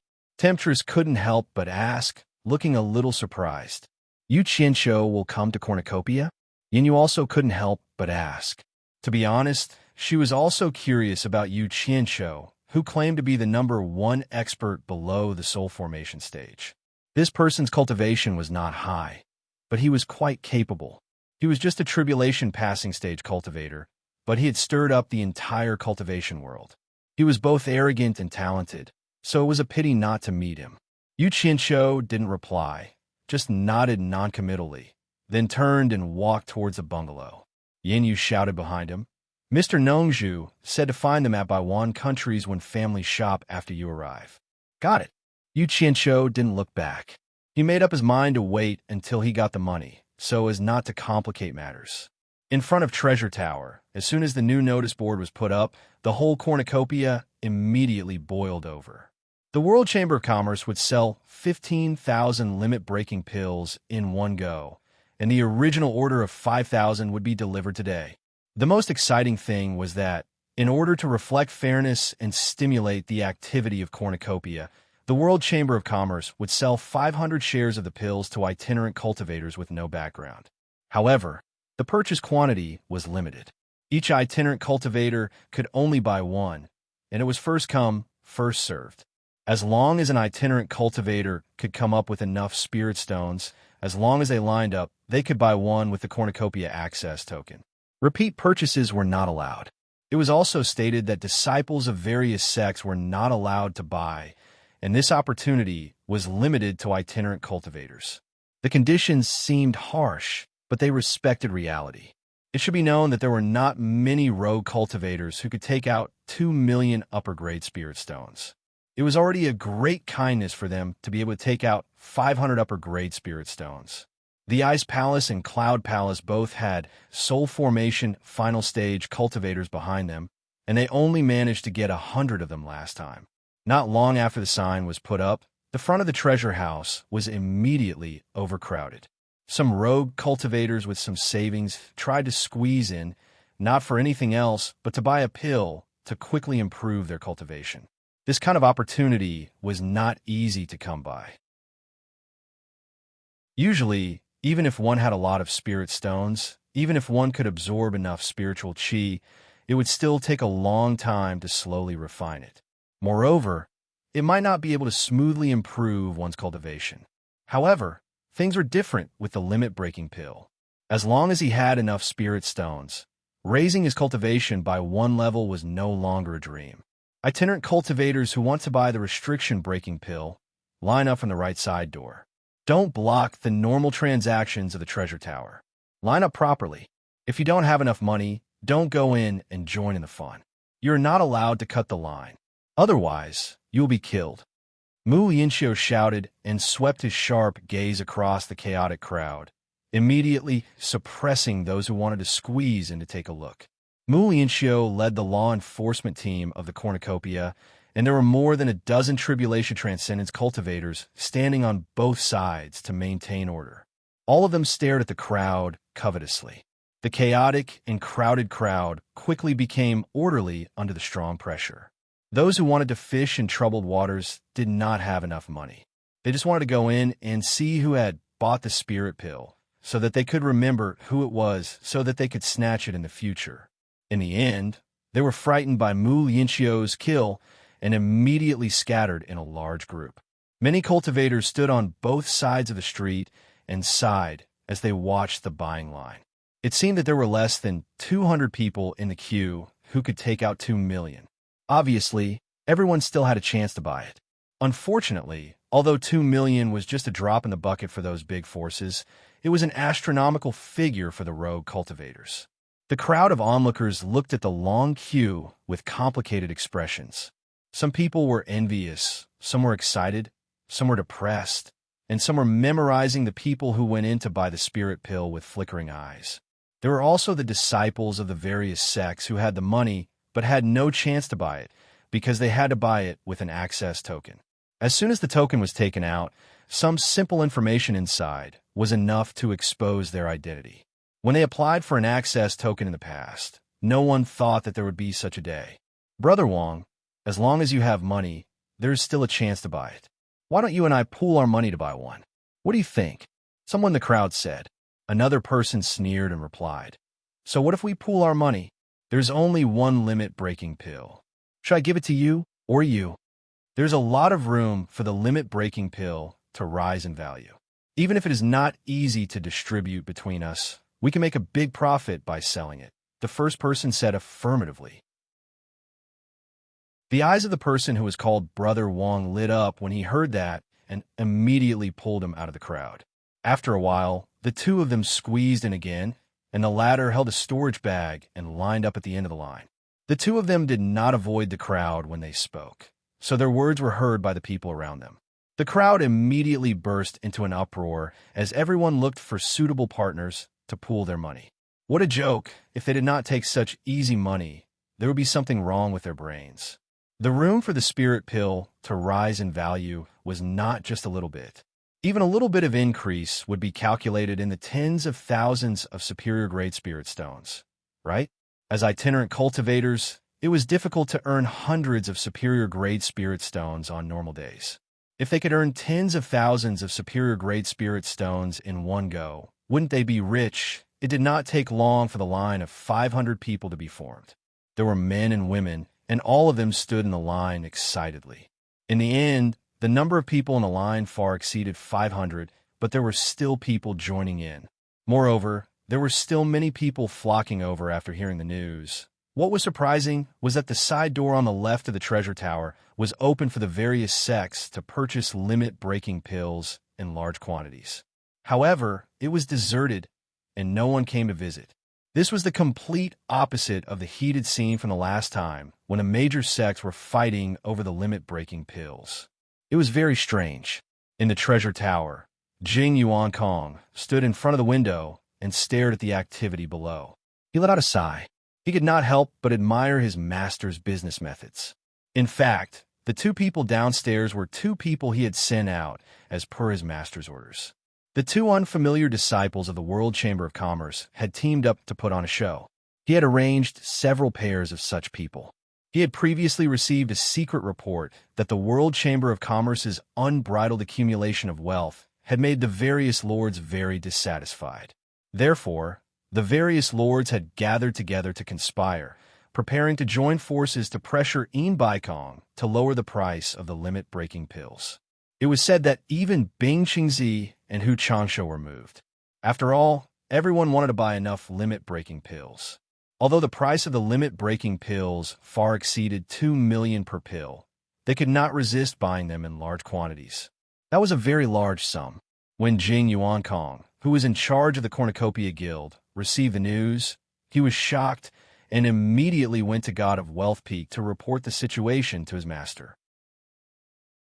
When Yin Baikong heard the news, he indifferently faced the rolling sea of clouds and let out a disdainful snort, saying, "If you think you can force me to yield with just this tactic of joining forces to pressure me, then there would not be today's World Chamber of Commerce. To dare show off such insignificant tricks in front of me, you are looking down on me, Yin Baikong. Oomph. As long as there are good things in hand, there is nothing that I, Yin Baikong, cannot sell." Yuan Kong immediately arranged this. After a series of detailed instructions, Jing Yuan Kong inwardly praised. Yin Baikong's plan was very simple. That was to create hype and raise the price of the limit-breaking pills. Although there were not many loose cultivators in the cultivation world who were rich, there were many of them. One person could not come up with a large amount of money, but when a few grains of sand gathered together, their combined financial strength was not a small amount. As long as the price of the limit-breaking pills was raised, it would make people feel that there was a huge profit to be made from the limit-breaking pills. Then, all the loose cultivators in the world would flock over. In terms of cultivation, Yin Baikong could not be ranked first in the cultivation world. However, Yin Baikong could easily use this kind of business method to suppress others. There is probably no one in the cultivation world who could surpass him. Because of this, many people had suffered losses in his hands. Many people called him an old fox behind his back, but there was nothing they could do about it. It was clear that Yin Baikong was not lucky to be able to support such a large world chamber of commerce in the cultivation world. Once the 500 limit-breaking pills were sold, it was guaranteed that those who wanted to join forces to pressure him would leave on bad terms. If you don't buy it, then someone else will. It's not like you can't sell it, so lowering the price was impossible. Jing Yuan Kong stood in front of the window with his arms crossed. Hurried footsteps came from the stairs behind him. A disciple came behind him and saluted. "Master, all 500 limit-breaking pills have been sold in less than 2 hours." Jing Yuan Kong gazed at the dispersing crowd with dejected expressions, and the corners of his mouth curled up into a smile. "Make the arrangements immediately. It's best if everyone in Cornucopia knows about it. Keep it a secret." "Yes, disciple will make the arrangements immediately." The disciple turned and left. About an hour later, a shocking piece of news came out of the Cornucopia. 2 rogue cultivators who had bought a limit-breaking pill together had sold the limit-breaking pill right away. The original price of a limit-breaking pill was 2 million high-grade spirit stones, but it was sold for 5 million high-grade spirit stones. The cultivators who pooled their money to buy the limit-breaking pill were all overjoyed. They had earned 500,000 high-grade spirit stones in a short time. To them, that was money that they had to spend many years to earn. Just as the rogue cultivators who bought the limit-breaking pill were in high spirits, another piece of news came that made them ecstatic. 2 rogue cultivators rented a stall to sell the limit-breaking pill. The price was 3 million high-grade spirit stones, but it was sold in less than an hour. This was not an unfounded rumor. Many people saw it with their own eyes. Oh my God! The price had risen by another 500,000 high-grade spirit stones. Just when the itinerant cultivators were overjoyed, they heard that another limit-breaking pill had been sold for 3 million high-grade spirit stones. This was the 3rd limit-breaking pill that had been sold at such a high price. The rogue cultivators who pooled their money but failed to buy the limit-breaking pill were so frustrated that they almost vomited blood. Chapter 624. However, at this time, Treasure Tower made a new announcement. Due to the unexpected number of wandering cultivators buying the limit-breaking pills, World Commerce had decided that if there were any leftovers from the 15,000 limit-breaking pills sold today, within half a day, all wandering cultivators in the world would have the right to buy them. There was no limit to the number of people who could buy them, and they could buy them repeatedly until they were all sold out. Once this news was announced, the vexed wandering cultivators who wanted to vomit blood immediately became spirited and rushed outside Treasure Tower to wait. This time, they wouldn't miss this opportunity. If there really were any limit-breaking pills left, they had to line up in front. Jing Yuankong looked at the crowd gathered below Treasure Tower. This proved that his previous arrangements were effective. He relaxed and walked away from the window with a smile. On the top floor of the Blue Palace, Pei Fong's expression was unsettled. There had originally been dozens of lords gathered in the hall, but now there were less than 10 left. This time, he was the one who had contacted the various countries to pressure world commerce. More than 200 lords from various countries had reached an agreement not long ago, but now it had all become empty words. Previously, everyone had been optimistic that no matter how powerful world commerce was, they wouldn't be able to withstand the pressure from the various countries. It would be hard for Immerse not to lower the price.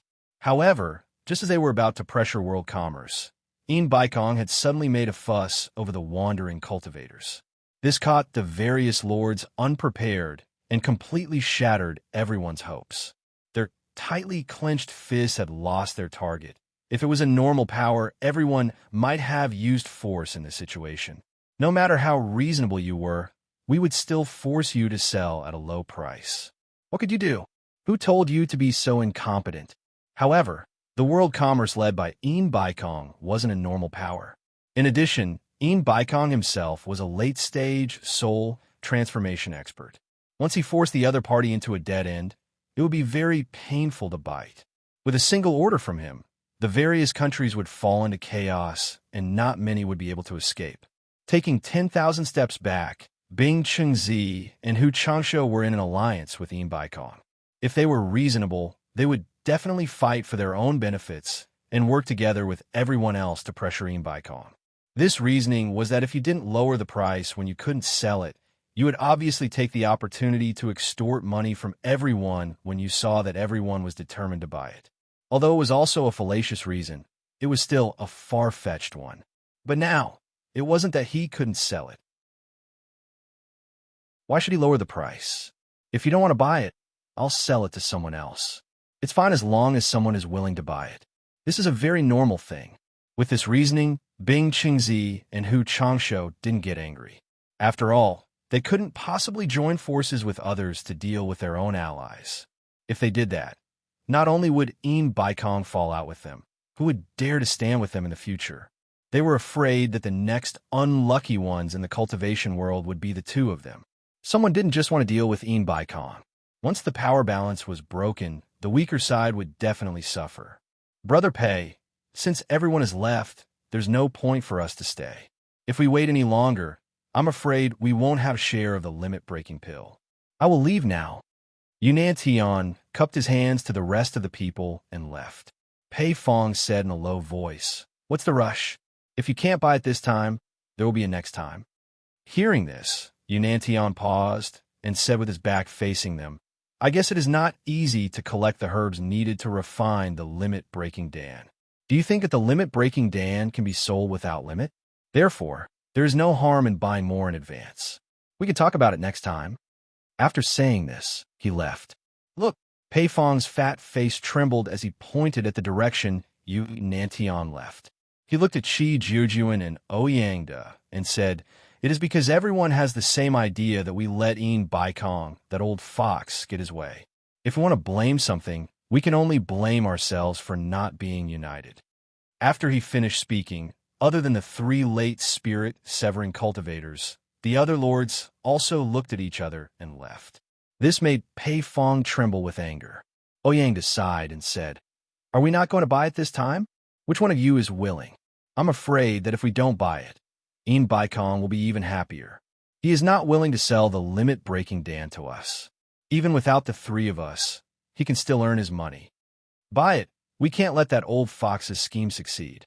Pei Fong gnashed his teeth and his face turned black. He couldn't understand why every time he tried to deal with Immerse, it was easily resolved by him. Was it because he was useless, or was the other party more powerful?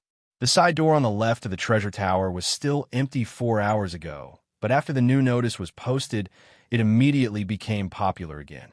Disciples representing various forces came in and out. The doorstep was almost broken. For hours later, a notice was hung on the door. Today's 15,000 limit-breaking Dan has been sold out. Next time we'll be notified. The rogue cultivators on the street were depressed. Why didn't they see anyone buy it before? But in the blink of an eye, it was sold out. None of them knew that they had been played by Kong, and that they had been ruthlessly used. On the upper floor of the One Clan shop, when Lanfeng dismissed the One Clan disciple who came to report the news and turned to look at Nongzhu and Liu Yanqing. This matter is very obvious. Fatty Pei wants a mess with Kong in one go. This is not the first time. Nongzhu shook her head and said, but Kong is indeed Kong. Fatty Pei is still lacking if you want to spar with him. Liu Yanqing giggled and said, no matter how strong Kong is, when he meets you, Nongzhu, he will still be defeated. Compared to you, he is still lacking. You can't say that. Nongzhu waved her hand and sighed. I know my own capabilities. I'm just a fox using the tiger's might. I'm still far from him. Kong is not afraid of me, but by Changchun, so he tolerates everything. Everyone knows this. You don't have to flatter me. Limit breaking Dan, I wanted to buy some, but when Lanfeng looked at Nongzhu and said, Nongzhu, you said you would help me get a batch of limit breaking Dan for free. You have to keep your word. There are a bunch of people in the One Clan who are counting on me, and I'm counting on you. Seriously, can you really get the limit breaking Dan from Yo-Yud for free? Nongzhu rolled her eyes and said, don't worry about it. I have a good relationship with Yo-Yud. Since it's a pill that can be sold in large quantities, he will definitely give it to me if I ask him for a batch. That's good. When Lanfeng heaved a sigh of relief. In order to protect the One Clan in the future, even if he had no intention of getting involved, he had to fight for it. Yes, I believe Nongzhu. It shouldn't be a problem for him to ask Yo-Yud for some limit-breaking Dan. Liu Yanqing hid behind the green veil and smiled sweetly, then said seriously, I wanted to buy some for research, but Ling Fong Valley's income is not wide. It can't be compared to other forces. Since there's someone who doesn't need money, I won't waste my money. Nongzhu, you can't be biased. You have to give me a batch for free too. Because she knew the background of Yo-Yud and Nongzhu, there was a hint of ridicule in her words. Nongzhu glared at her fiercely, and Mo Xiaojun told him about what happened in Treasure Tower, leaving Yu Qianqiu stunned for a long time. Then he asked for some details. Only then did he understand that in this short period of half a day, Kong had been secretly competing with someone. It was obvious that someone was trying to stop Kong from selling the limit-breaking Dan. Looking at the situation, it seemed that the various countries had joined forces, but this was also reasonable. After coming back to his senses, he couldn't help but admire Kong. Perhaps anyone could think of a way, but to be able to counterattack in such a short period of time, and in such an orderly manner, defeating the opponent's plot in one fell swoop, this was not something an ordinary person could do. Well done. Yu Qianqiu smacked his lips as he reminisced, looked at Mo Xiaojun, who had a face full of confusion, and shook his head slightly. Those who had not experienced this level could only see the surface of the good and bad business. They could not taste the turbulence behind the surface. He had the experience of being a superior in his previous life, so he could naturally see that Kong had taken a stroll on the edge of the cliff. It was very thrilling. At this time, Si Kongju arrived again, cupped his hands, and said, Senior Nyo, my master invites you. There is no need to mention how gloomy he was. Now that he had become an errand boy, he even had to run to the brothel. Actually, even he did not know the story behind today's sale of the limit-breaking Dan. Kong did not tell him. Only Jing Yuankong and the disciples under him knew. Kong had his own ideas about which disciple should be in charge of which business. He would not let a disciple easily interfere with another party's business. Yu Qianqiu laughed. He knew that Kong was going to fulfill his promise to pay within a day. He had to admit that in terms of doing business, Kong's reputation was better than his own, but his own reputation was not bad either. He happily arrived at the God of Wealth Peak, and upon seeing Kong, he immediately cupped his hands and said, Brother I really admire you. You played your hand beautifully today. In Baikong was slightly startled. He did not expect this guy to be able to see through the inside story. He shook his head and smiled bitterly. The tree desires peace, but the wind does not cease. I also want to do business honestly, but some people just like to cause trouble. I have no choice but to retaliate. Let's not talk about this anymore. It would be strange if you could do business honestly. Yu Qinsho smiled, but did not say anything. In Baikong waved his hand and pointed at the 24 storage bags on the bluestone platform. 24 billion high-grade spirit stones have been paid as scheduled. Brother Nyo, please check. Oh my, I made a fortune. I won't have to sneak around for money anymore. I can do other things with peace of mind.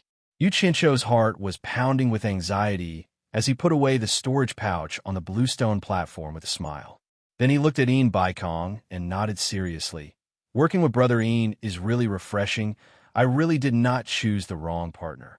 Huh, isn't Brother Nyo the same?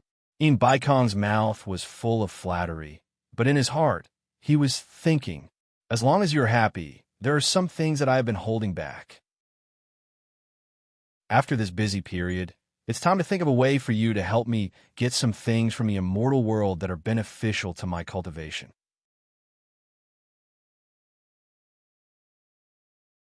Chapter 625.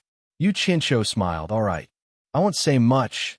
You're busy, so I won't disturb you. However, I believe that Yu Qinsho will arrive at the cornucopia in a few days. I hope that Brother Ian will keep to our previous agreement. In Baikong nodded. Of course, Brother Nyo can rest assured. The money has already been prepared. Once Yu Qinsho arrives, we will immediately exchange the goods. Good, you can continue with your work. Yu Qinsho politely replied and floated down the mountain. In Baikong's face was full of smiles as he walked up the mountain, looking around at the beautiful scenery of the world. His mood was very carefree. Standing under the pine tree, Chu Tian's eyes were filled with lofty sentiments as he murmured, "This world, sooner or later, will be mine. Whether it is when Lanfeng or by Changchun, none of them can stop me." As soon as Yu Qinsho arrived at the backyard of the Sleeping Spring building, he summoned Yin Yu and the 100 Charms Enchantress to the bungalow. Inside the room, Yu Qinsho sat at the table and silently ate the fresh fruits on the plate. The two girls looked at each other in blank dismay, not knowing why he called them over. After a while, the fruit plate was half empty. Yu Qinsho picked up the white handkerchief on the table and wiped his hands clean. Throwing the white handkerchief to the side, he coldly stared at Yin Yu. "I hope you still remember what I said to you before. When are you planning to leave?" Yin Yu bit her lips. "Where do you think I can go after I leave? If there's a powerful force that wants to find me, where can I hide?" The 100 Charms Enchantress looked at the two suspiciously, not knowing why Nyo Yud wanted Yin Yu to leave. Yu Qinsho indifferently said, "I'll advise you one last time. Are you going to leave or not?" As soon as these words came out, the atmosphere in the room suddenly became heavy. Yin Yu's chest heaved slightly as she stared fixedly at Yu Qinsho. After a long time, she finally said, "If you take me with you, I'll leave. If you don't, I won't go anywhere." Yu Qinsho's eyes flickered. Then, he became determined and said in a deep voice, "Don't think that you can threaten me just because you know something about me. It's useless. I can give in to anything, but I won't give in to other people's threats. I have my own things to do, so it's impossible for me to bring you along. You'd better give up." These words were too hurtful to a woman's heart. The Enchantress of Allure, who was also a woman, silently looked at Yin Yu. Seeing a trace of distress flash across her face, she forced a smile and said, "In that case, I won't trouble you. I'll continue to stay in the Sleeping Spring loft. Don't worry, I won't tell anyone about you." Humph. Yu Qinsho narrowed his eyes and said, "Do you want to be a brothel keeper for the rest of your life?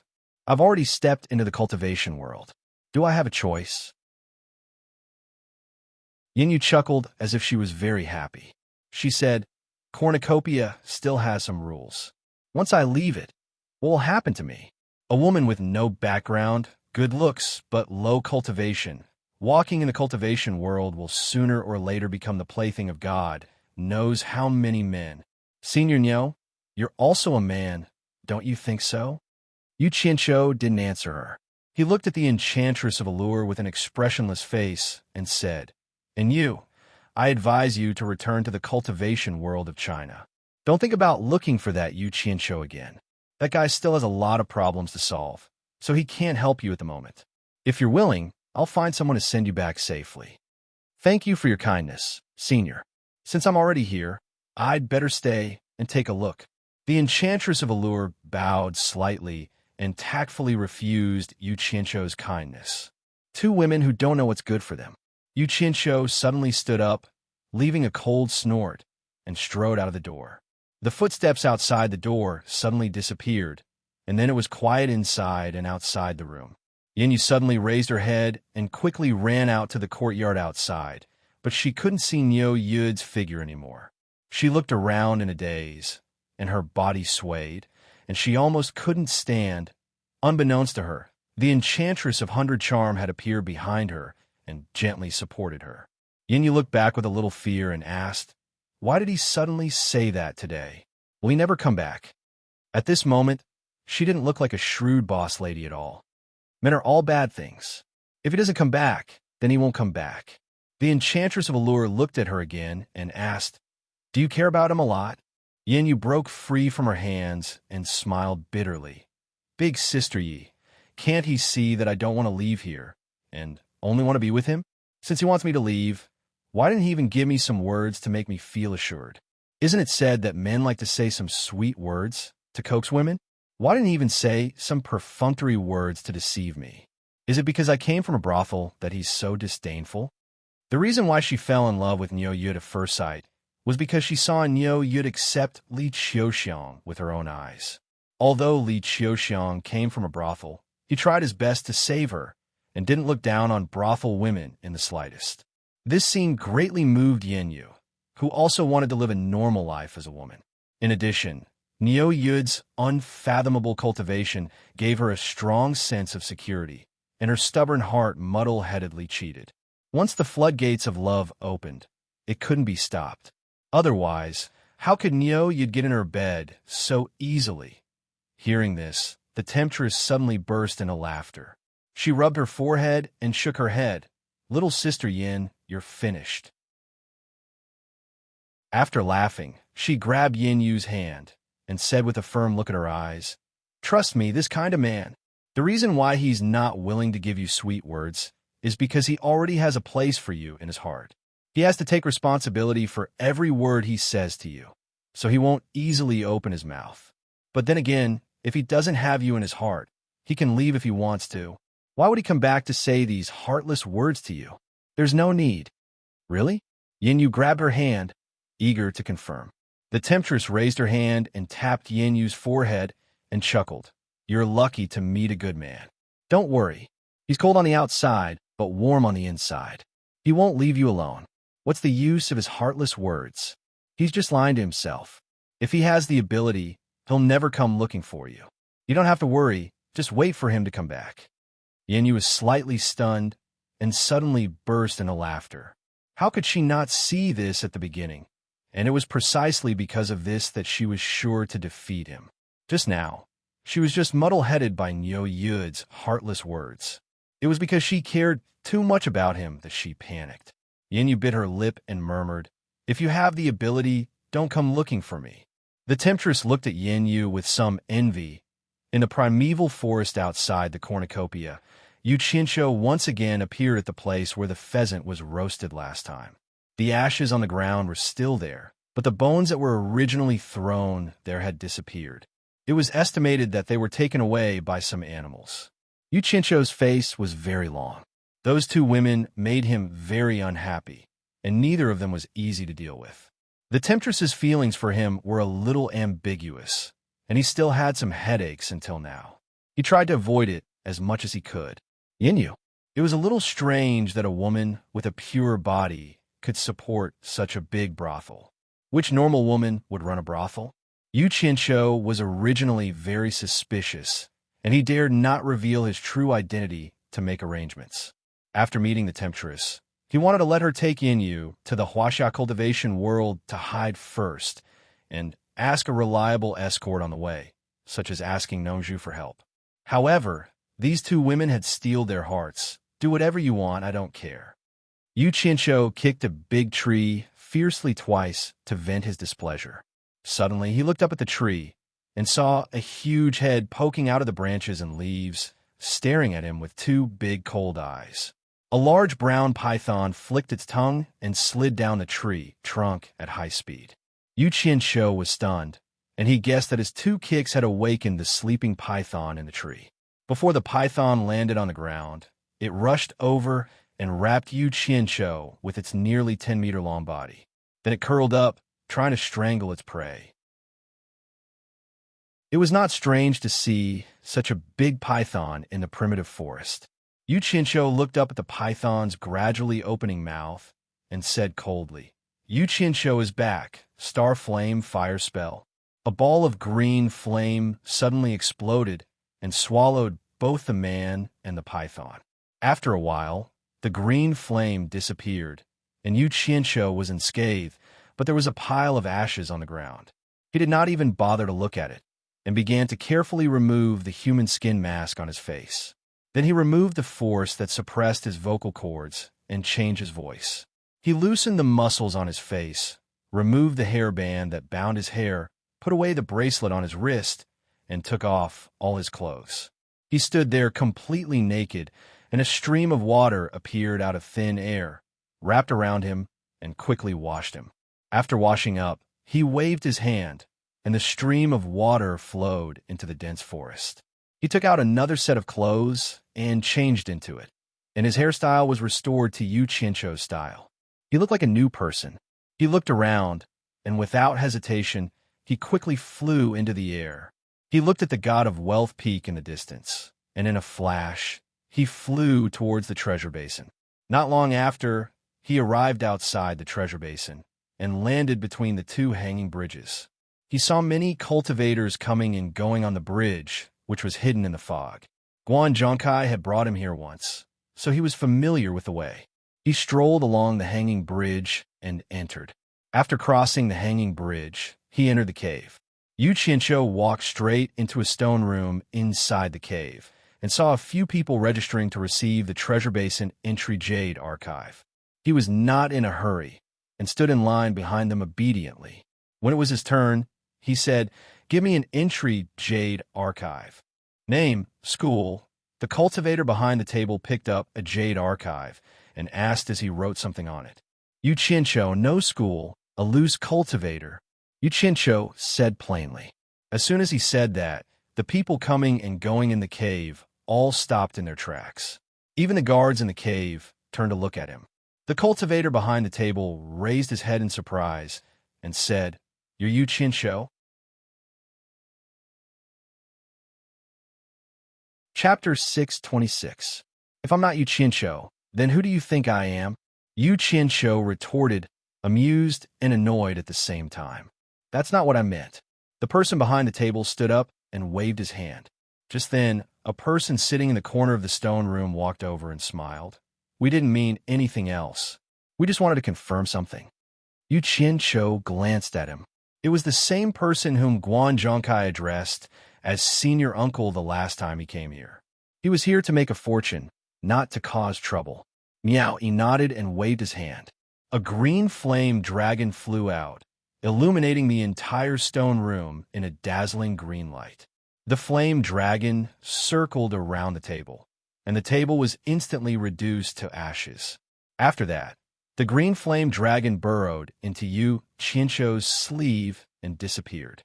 Guan Zhongkai's senior uncle's pupil shrank. He couldn't feel any heat from the flame dragon, but it had easily burned a wooden table to ashes. What a powerful technique to control fire. The person who was sitting at the table looked at the ground speechlessly. The crowd in the passageway had gathered and blocked the entrance. Do I need to use any other methods to prove it? Yu Qianqiu tilted his head and asked. I've long heard of the Starflame fire technique. Now that I've seen it for myself, it certainly lives up to its reputation. Guan Zhongkai's senior uncle praised. He then turned to the cultivator holding the Jade archive and said, "What are you spacing out for? Hurry up and help Mr. Yu with the Jade archive." The cultivator nodded repeatedly. After he had Yu Qianqiu inject some true essence into the archive, he quickly inscribed the incantation on the Jade archive. Yu Qianqiu took the Jade archive and asked, "How much?" Guan Zhongkai's senior uncle glanced at the crowd outside and smiled. "Someone knew that Mr. Yu was coming and has already paid for you." "Oh." Yu Qianqiu didn't stand on ceremony. He took the Jade archive and left. The crowd outside quickly made way for him to pass.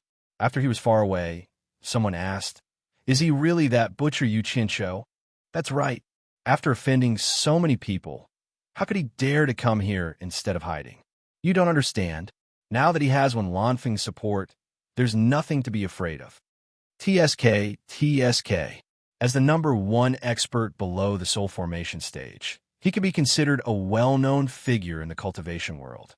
Guan Zhongkai's martial uncle shouted at the crowd, "Disperse, don't block the way and hinder others from entering."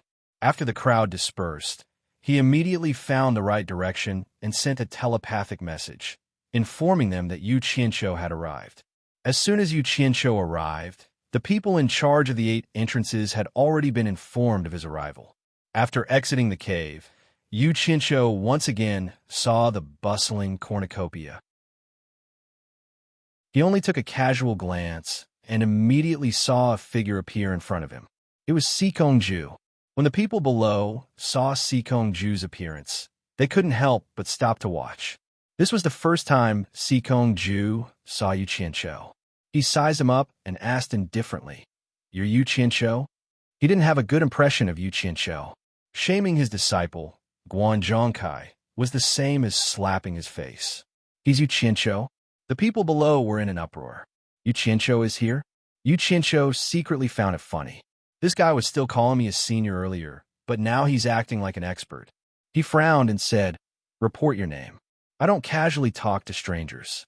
Sikongju's eyes flashed as he stared at Yu Qianqiu and said in a deep voice, "World Commerce Association, Sikongju. Oh, I've heard of your name for a long time. I am indeed Yu Qianqiu." Yu Qianqiu cupped his hands and asked curiously, "Do you have any business with me? Senior Nyo asked me to find you. I believe you should know what's going on." Sikongju said, "If it wasn't for the other party carrying something important, why would he be so patient with Yu Qianqiu?" "Oh, I understand." Yu Qianqiu looked around and said in astonishment, "Are we going to talk here?" Sikongju pointed at the god of Wealth Peak and said, "Follow me." Yu Qianqiu nodded, and the two of them flew towards the god of Wealth Peak. "Wow, that butcher actually dared to come to Cornucopia," someone exclaimed, and the crowd immediately became lively. The news of Yu Qianqiu's arrival quickly spread. On the god of Wealth Peak, Baikong smiled as he looked at Yu Qianqiu, who was looking around, and said, "I am Baikong. You are the rising star of the cultivation world. Yu Qianqiu? Ha! You are indeed a talent. Not bad, not bad. Ah, you are one of the top 10 experts of the cultivation world. Signorine?" Yu Qianqiu steadied his head and asked in disbelief. "Ha! It's just an empty title, not worth mentioning." Baikong appeared to be amiable. "Greetings, Signorine." Yu Qianqiu bowed and stood up. He suddenly said to Sikongju, "You should also learn more from your master. In terms of cultivation, your master is much higher than you. But look at Signorine, he speaks so politely. Unlike you, you act like you want to kill the moment you see him." Sikongju was stunned by his words. Then, his face twitched and his eyes glared at Baikong. This guy was telling on him. Before they left the mountain, Baikong had specially told him to be polite to Yu Qianqiu. As expected, Baikong's face slightly sank and asked indifferently, "Sikongju, what did you do to Yu Qianqiu? Just what is going on?" Even if Sikongju killed Yu Qianqiu, Baikong wouldn't feel bad about it. But not listening to him was something to think about. "Master, I didn't do anything to him." Sikongju forcefully suppressed his anger. Yu Qianqiu waved his hand and said, "Signorine, don't misunderstand. He really didn't do anything to me. It's just that the way he spoke made me feel uncomfortable." He then bowed and said, "I have also seen Signorine. Junior doesn't dare to disturb Senior anymore. I will take my leave now." He turned and left. "Leaving just like that?" Baikong was startled. Originally, he wanted to scold Si Ju for putting on an act for Yu Qianqiu, but it seemed like there was no need to do so now. He immediately called out, Yu Qianqiu, please wait. Yu Qianqiu turned around and said, Senior, do you have any other instructions? Baikong's heart skipped a beat. Could it be that Neo had never contacted him? Suppressing the anxiety in his heart, he smiled and asked, Yu Qianqiu, did Brother Neo not tell you anything? Oh, I almost forgot, my memory isn't that good. Yu Qianqiu slapped his forehead and said, Senior is asking about the 7 treasure Dan, right? Baikong's heart that was in his throat finally calmed down. He breathed a sigh of relief and said with a smile, It's all right. It's good that you remembered. Let's settle this matter first. With a wave of his hand, 10 bulging storage pouches landed on the bluestone platform at the side. Yu Qianqiu glanced at the 10 storage pouches and scratched his head. Senior, can I discuss something with you? Baikong smiled and said, What's the matter? It's like this. Yu Qianqiu said embarrassedly, Senior's World Commerce Chamber of Commerce is rich and powerful. A mere 7 treasure Dan definitely won't be able to enter your eyes. And this junior also wants to do some small business in cornucopia. Why don't you let this junior sell this 7 treasures pill myself? How about it? Baikong was speechless.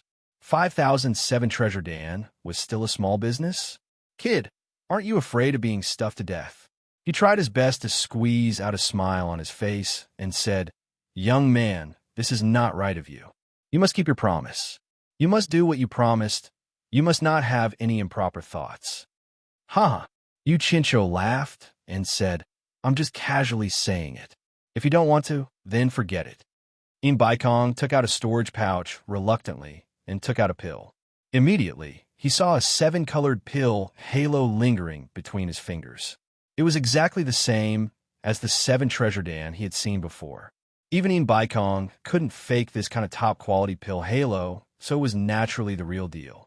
Baikong injected his divine sense into the storage pouch and frowned. He stared at Yu Qianqiu and asked, How many 7 treasure Dan did Nyoya give you? Yu Qianqiu said with a guilty expression, They should all be in the storage pouch.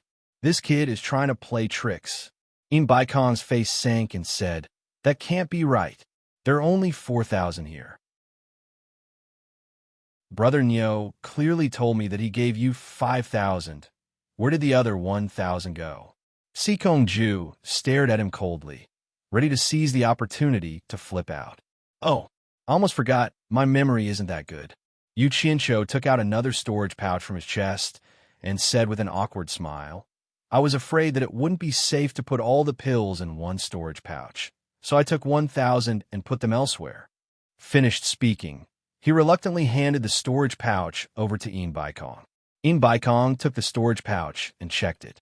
The remaining 1,000 pills were indeed in the pouch. He then revealed a satisfied smile and put them all away. He pointed at the 10 storage pouches on the bluestone platform and said, Those are the 10 billion high-grade spirit stones, I promise, Brother Neo. Go and count them. We're done with the goods. Yu Qianqiu walked over and sat on the bluestone platform.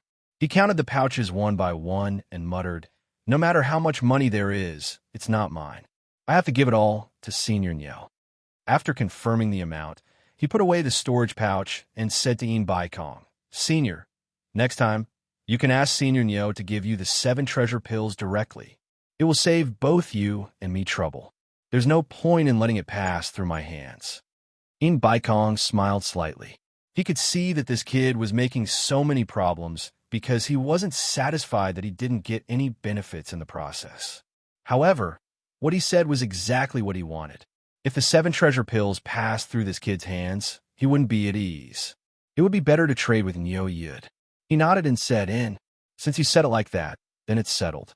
I'll talk to Brother Neo about this. He then turned to Si Ju and said, Si, send Yu Qianqiu down the mountain. Remember to give him 100,000 high-grade spirit stones. Don't let him work hard for nothing. Si Ju accepted the order and brought Yu Qianqiu down the mountain. At the foot of the mountain, he really gave him 100,000 high-grade spirit stones. After that, he didn't care about him anymore and left in a flash. This matter already had nothing to do with him. Only a ghost would care about him. Of course, it was also because of Nyo Yud that he didn't beat him up. Yu Qianshou weighed the storage pouch in his hand and chuckled. It was worth it to waste 100,000 high-grade spirit stones. He put it away and walked towards the bustling street.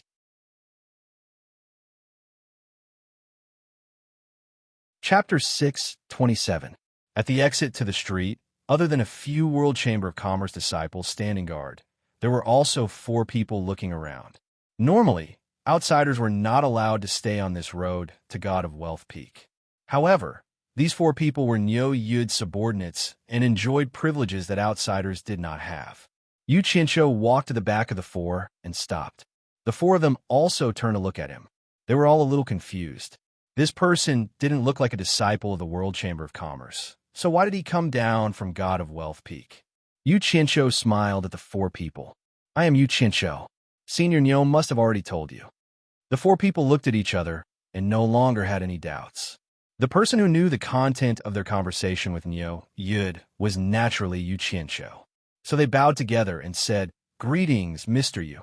Then Tan Yi cupped his fists and said, "Senior Nyo told us to wait here for Mr. and to listen to Mr.'s orders." "I know. Senior Nyo has told me. The 4 of you follow me." Yu Qianshou instructed and walked into the street. The 4 people followed behind. The World Chamber of Commerce disciples guarding the road exchanged glances. One of them immediately rushed up the mountain to report, walking along the street. One could hear people discussing Yu Qianshou's arrival. However, there were not many people who knew Yu Qianshou. They did not know that Yu Qianshou was walking among them. Yu Qianshou felt comfortable all over. He was not as conspicuous as Nyo Yud. Without everyone's attention, he felt much more at ease. However, because of Tian Yi and the other 3 people, there were still many people pointing at him, who was walking in front of them. "Tian Yi, where do you think we should stay?" Yu Qianshou asked casually. Tian Yi immediately followed and replied, "There is a residence on God of Wealth Peak that Senior Nyo wants. The environment is not bad. If Mr. is willing, you can stay with us there." "That place?" Yu Qianshou thought for a moment and shook his head. "Don't stay there from today onwards. We will go to a safer place to stay." "Yes," Tian Yi replied. However, the 4 people exchanged glances. They were all confused. They did not know where cornucopia could be safer than God of Wealth Peak. Isn't that Yu Qianshou?" Someone suddenly shouted from the moving crowd. Everyone's gazes followed and stared. "So he's Yu Qianshou." The stream of people came to a standstill, and discussions immediately broke out. This was bad. They were immediately caught in a traffic jam. The group of 5 had become a rare animal. Everyone wanted to see what Yu Qianshou looked like. The path ahead was also blocked. Yu Qianshou did not say anything else. His body emitted an azure flame that wrapped around him, and he walked forward with the flame in his hand. It was a very frightening sight. The scorching heat wave cleared the way forward, scaring the onlookers into squeezing in all directions, immediately clearing the way forward. Both sides of the street were instantly filled with curses. Yu Qianshou couldn't be bothered to care about them. In any case, there weren't many good people here, and they deserved to be burned to death. He put away the green flames and continued on his own path, letting the others curse him. If someone scolded him too impudently, he didn't mind killing 1 or 2. Who asked him to have one Lanfeng supporting him now? It would be a waste not to use such a big name. Amano and the other 3 looked at each other. The name of the butcher of the cultivation world was indeed well-deserved. Following Yu Qianshou, they crossed a few streets and stopped in front of a shop. When the 4 of them saw the emblem of a dark green orchid, they suddenly realized. That's right. Didn't when Lanfeng come to Cornucopia? Living in the one family shop was definitely safer than living on the God of Wealth Peak. The shop assistant welcomed the 5 people who came in with a smile and said, noticing that a group of people were looking here and pointing, he was a little puzzled. So he couldn't help but change his words. "Are the 5 of you here to sell something?" Yu Qianshou glanced at the shop and found that the one family shop was simply a grocery store with all kinds of things. It seemed that the one family didn't have any specialty, and it was difficult to make a lot of money without something special. It was probably just a contact point. He shook his head and said to the assistant, I'm Yu Qianshou, and I'm here to visit Senior One. Yu Qianshou? The assistant looked outside and immediately understood. The shopkeeper of the shop came a few steps and asked, Are you Yu Qianshou? I'm the real deal. Yu Qianshou smiled. The shopkeeper looked serious and waved his hand, saying, Come with me. Then he took them to the backyard and asked them to wait for a while. He ran upstairs to report. After a while, a head popped out of a window upstairs with a sullen face and shouted to the people below, Get up here. It was none other than Nongzhu. Have you taken the wrong medicine? Yu Qianshou immediately retorted. He turned back to the four people and said, You wait here, I'll go and see what's going on. The four people agreed, but they were secretly amazed. They all saw the man just now. It was Mr. Nongzhu who looked for Niu Yud last time. Yu Qianshou dared to contradict him like this. He was very powerful. Lu Yanqing heard Yu Qianshou's words upstairs and suddenly laughed. She asked Nongzhu, Is it Yu Qianshou? Nongzhu nodded with a sullen face. When Lanfeng couldn't help laughing. He rubbed his hands excitedly and said, I've heard of this guy for a long time. I'd like to see what's different about him today. The three people all stared at the door. Unexpectedly, they heard dong-dong, footsteps everywhere on the floor below. Then they heard someone scolding below. Damn it, we went to the wrong floor. The fourth floor is the top floor. This is the third floor. The three people looked at each other. Lu Yanqing's face was blocked by the green gauze. They couldn't see any change, but they could hear unbearable laughter coming from inside. When Lanfeng just laughed twice, and Nongzhu's face couldn't be gloomy anymore. She scolded with a somewhat twisted face, Bastard, what a shame. Dong dong dong, footsteps sounded outside. A head popped in and muttered while observing. Why does a shabby shop have so many rooms? It's like a maze, don't you think? When he turned his head to the left, he found Nongzhu and the other two people standing inside. He swallowed his words and asked weakly, Can I come in? When Lanfeng smiled and said, Come in, he stared at him curiously. He wanted to see what was so special about this disciple who could attract by Changchun's attention. Yu Qianshou's face became serious. He walked to Wen Lanfeng and saluted. You must be the famous Senior One. No need to be so polite. Wen Lanfeng laughed and said, You are also famous. Alas, that's just a false reputation, not worth mentioning. Yu Qianshou behaved very modestly. When he saw Lu Yanqing, whose face was covered by the green gauze, he pretended not to know her. He asked knowingly, May I know who this female senior is? But she and Senior One are a perfect match. They're a perfect match. Is she Mrs. One? Nongzhu's expression twitched. This guy really knew how to flatter. When Lanfeng was probably flattered. Tilting his head to look, when Lanfeng was indeed staring at Yu Qianshou with admiration. It wasn't just ordinary admiration, it was simply admiration.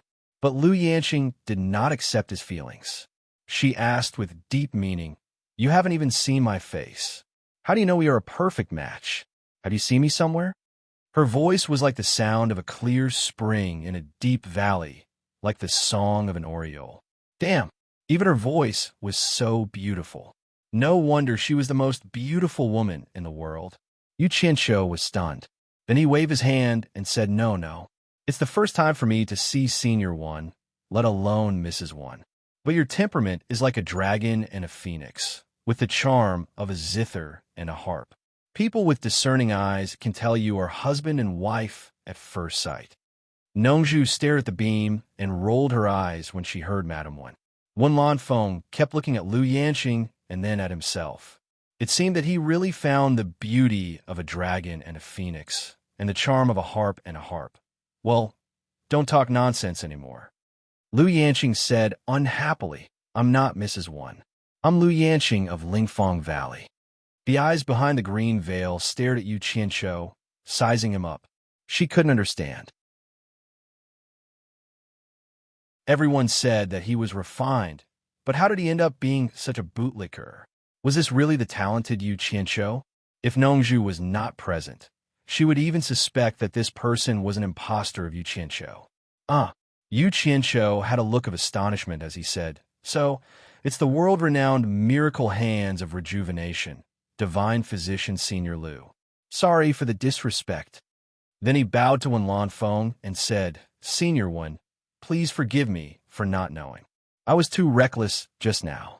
Please don't take it to heart. Lu Yanqing was completely speechless. She thought it was not a coincidence that this guy could be in a brothel. Wen Feng said with a warm face, those who don't know are not guilty. You can't be blamed for not knowing. Yu Qianqiu immediately took advantage of the situation and said, since you have forgiven me, I have a request. I hope you can agree. Nongzhu glanced at him coldly and thought, here it comes. Here it comes. I knew this guy would never be ingratiating for no reason. He must be hiding something. Wen Feng's first impression of Yu Qianqiu was very good. It was rare to see such an attractive junior after so many years. No wonder he could enter by Changchun's eyes. There must be a reason. She immediately nodded and said, what's the matter? As long as I can do it. Here's the thing. Yu Qianqiu explained with a bitter smile. Senior One, you know that I have offended a lot of people in the cultivation world. Now that I have come to Cornucopia, I really can't find a safe place to stay. I wonder if I can stay in your own family shop? I see that you have a lot of empty rooms here. Nongzhu was suspicious. This guy found a free bodyguard. He pretended to be Niu Yud and was like a fish in water in Cornucopia. Who dared to provoke him? Now he suddenly restored his true appearance. Was something going to happen in Cornucopia? Thinking of this, he immediately thought of Zi and Furong, who were still on the God of Wealth Peak. He immediately decided to bring them here as soon as possible. It was right to follow this cunning guy. He did not know that Lu Yanqing was also suspicious. That's it. Wen Feng was surprised and felt that the request was too simple. It's not just me. There are also 4 of my attendants down there. Can they all stay together? Yu Qianqiu asked. Wen Feng laughed and said, this is nothing. You can all live in.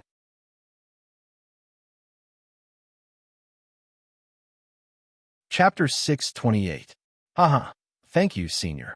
Yu Qianqiu showed a sincere smile, but when he looked at Wen Feng and Lu Yanqing, he shook his head slightly, showing a look of regret, and muttered, what a pity, what a pity.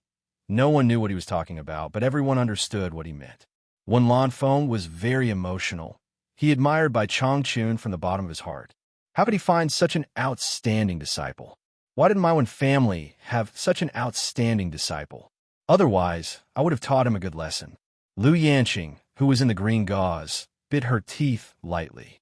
Logically speaking, she should not be too calculative with this junior, but for some inexplicable reason, she felt her teeth itch. Don't play tricks here. Nongzhu sneered at Yu Qianqiu, and then said to Wen Feng, the 2 girls I brought are living with Bai Kong. I'm a little worried. I'd better bring them here. All right. Wen Feng nodded.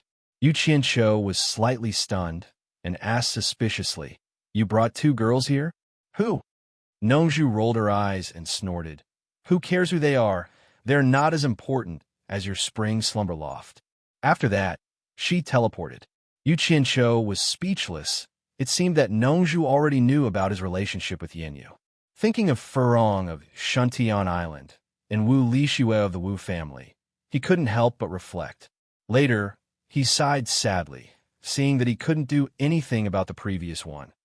Lu Yanqing knew his background, and her eyes were hiding behind the green veil to observe. Wen Feng didn't understand what Nongzhu meant, and asked in surprise, Yu Qianqiu, what's your relationship with the spring slumber loft? Yu Qianqiu came back to his senses and said with a bitter smile, something that shouldn't have happened. Anyway, it's all my fault. He casually said.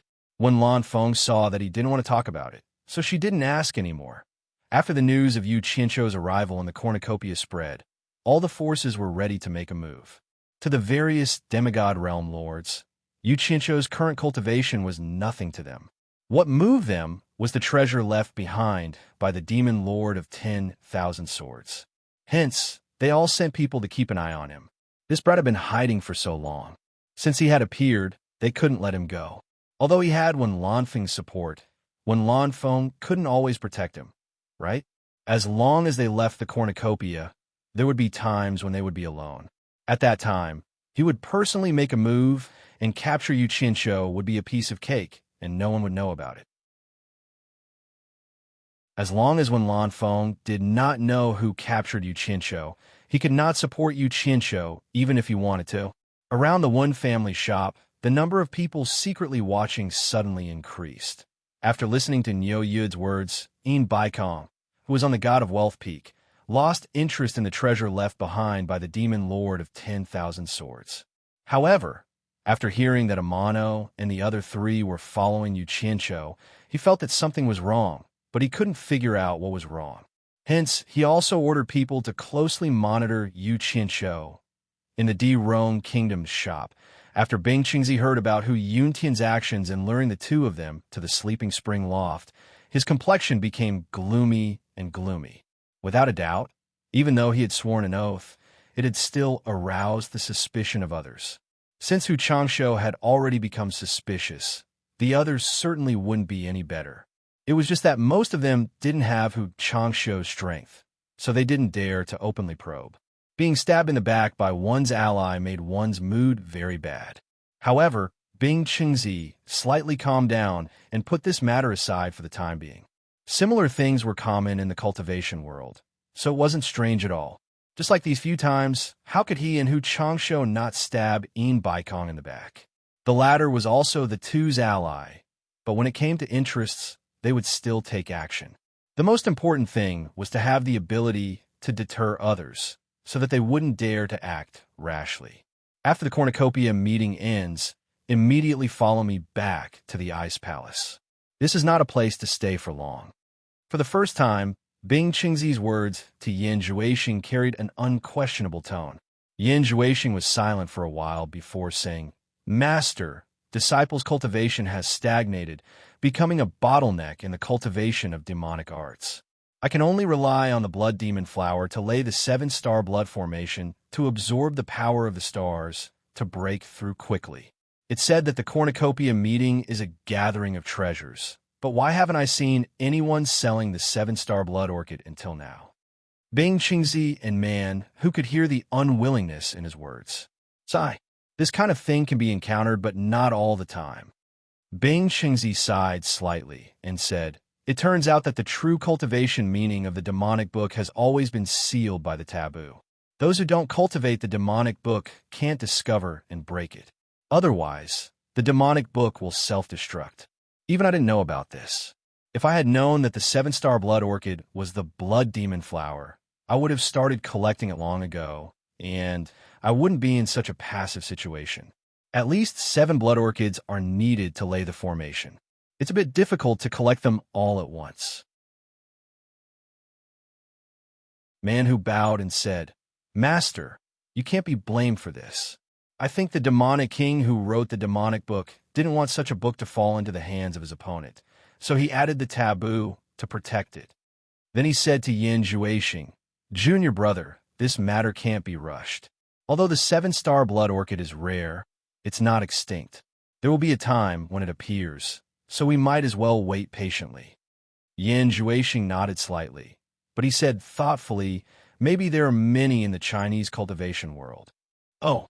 Bing Qingzi's eyes lit up. "Are you sure?" There are 4 major clans in the Chinese cultivation world. Among them, the Wu clan runs the largest auction house in China.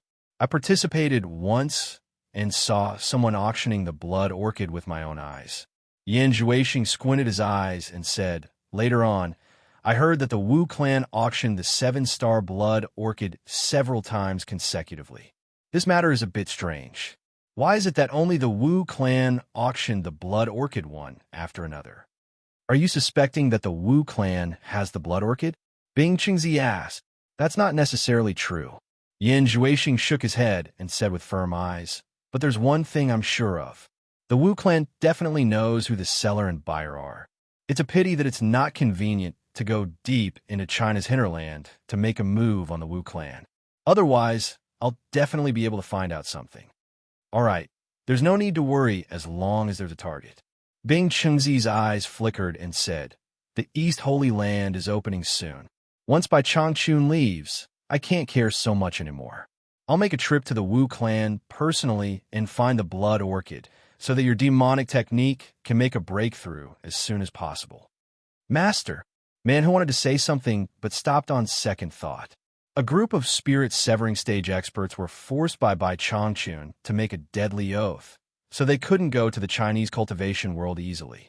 But thinking that Master had broken the restriction to save Yin Zhuixing last time, it was meaningless to say anything more.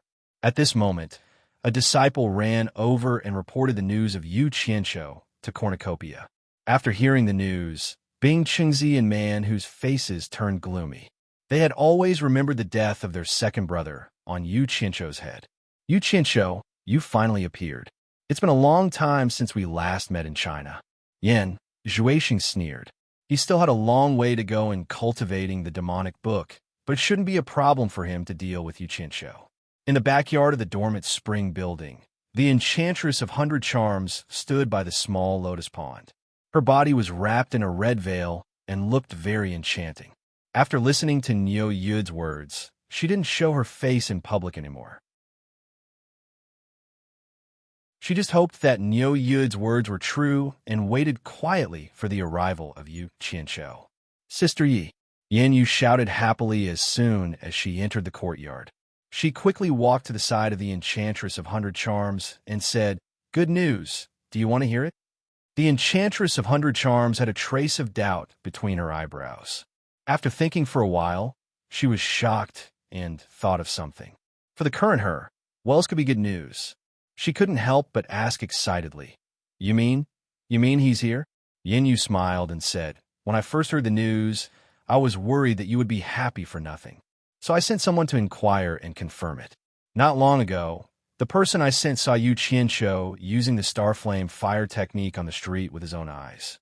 It's really the Yu Qianshou you've been waiting for." "Really? Where's he now?" The Enchantress of 100 Charms asked impatiently. Her face was full of excitement that was hard to suppress. She was a dignified palace mistress. She had sneaked into this place from the cultivation world of China. Not to mention that she was unfamiliar with the people in the place, she also had to be on guard everywhere. It could be said that she had suffered a lot, and the hardships were indescribable. With great difficulty, she had finally found him. How could she not be excited? Yin Yu looked at her reaction and chuckled. From her reaction, it could be seen that she wasn't looking for Yu Qianshou just to solve some trouble, as she had said. She was afraid that there was something ambiguous going on. To be honest, Yin Yu was now somewhat curious. What kind of person was Yu Qianshou to be able to make this woman, who always laughed at everything, care so much about him? "I heard that he entered the Wen clan's shop and hasn't come out yet." Just as Yin Yu finished speaking, she saw that the Enchantress of 100 Charms was about to soar into the sky. She hurriedly pulled her back and shook her head, saying, "Since he's already here, why are you in such a hurry?" The cornucopia doesn't allow cultivators below the soul formation stage to fly as they please. Otherwise, they will be killed. Don't be too happy until sorrow comes. The Enchantress of 100 Charms paused. She could hear the teasing tone in Yin Yu's words. She then angrily pinched Yin Yu's voluptuous chest and said, "You're making fun of me." However, she still gave up on the thought of flying over and quickly left the lotus pond. Yin Yu flashed and caught up to her. She pulled her back and said, "I want to see what kind of man this Yu Qianshou is to be able to make Big Sister fall head over heels for him." "You're still talking." The Enchantress of 100 Charms shouted, and the other giggled. The two of them chattered as they left. It was always easier for women who were in the same boat to become friends. Two beautiful women, one more seductive than the other, appeared on the street at the same time. They immediately attracted everyone's attention, and the sound of saliva being swallowed could be heard. The two women ignored them and went straight to the Wen clan's shop. When the shopkeeper of the shop saw the two of them, he was stunned for a moment. He immediately greeted them with cupped hands and a smile. "So it's owner Yin and the top courtesan of Spring Slumber Brothel. Your presence really brings light to my humble shop. May I ask what you two would like to buy from my humble shop?" Shopkeeper one is too polite. Yin Yu smiled. They were doing business on the same street, so they knew each other. He then asked, "I heard that Yu Qianshou is in your shop. Is that true?" Shopkeeper one pondered for a moment. He thought that everyone had seen this, and there was nothing to hide. He then nodded and said, "That's right, he is here. Could it be that you two are here to look for him?"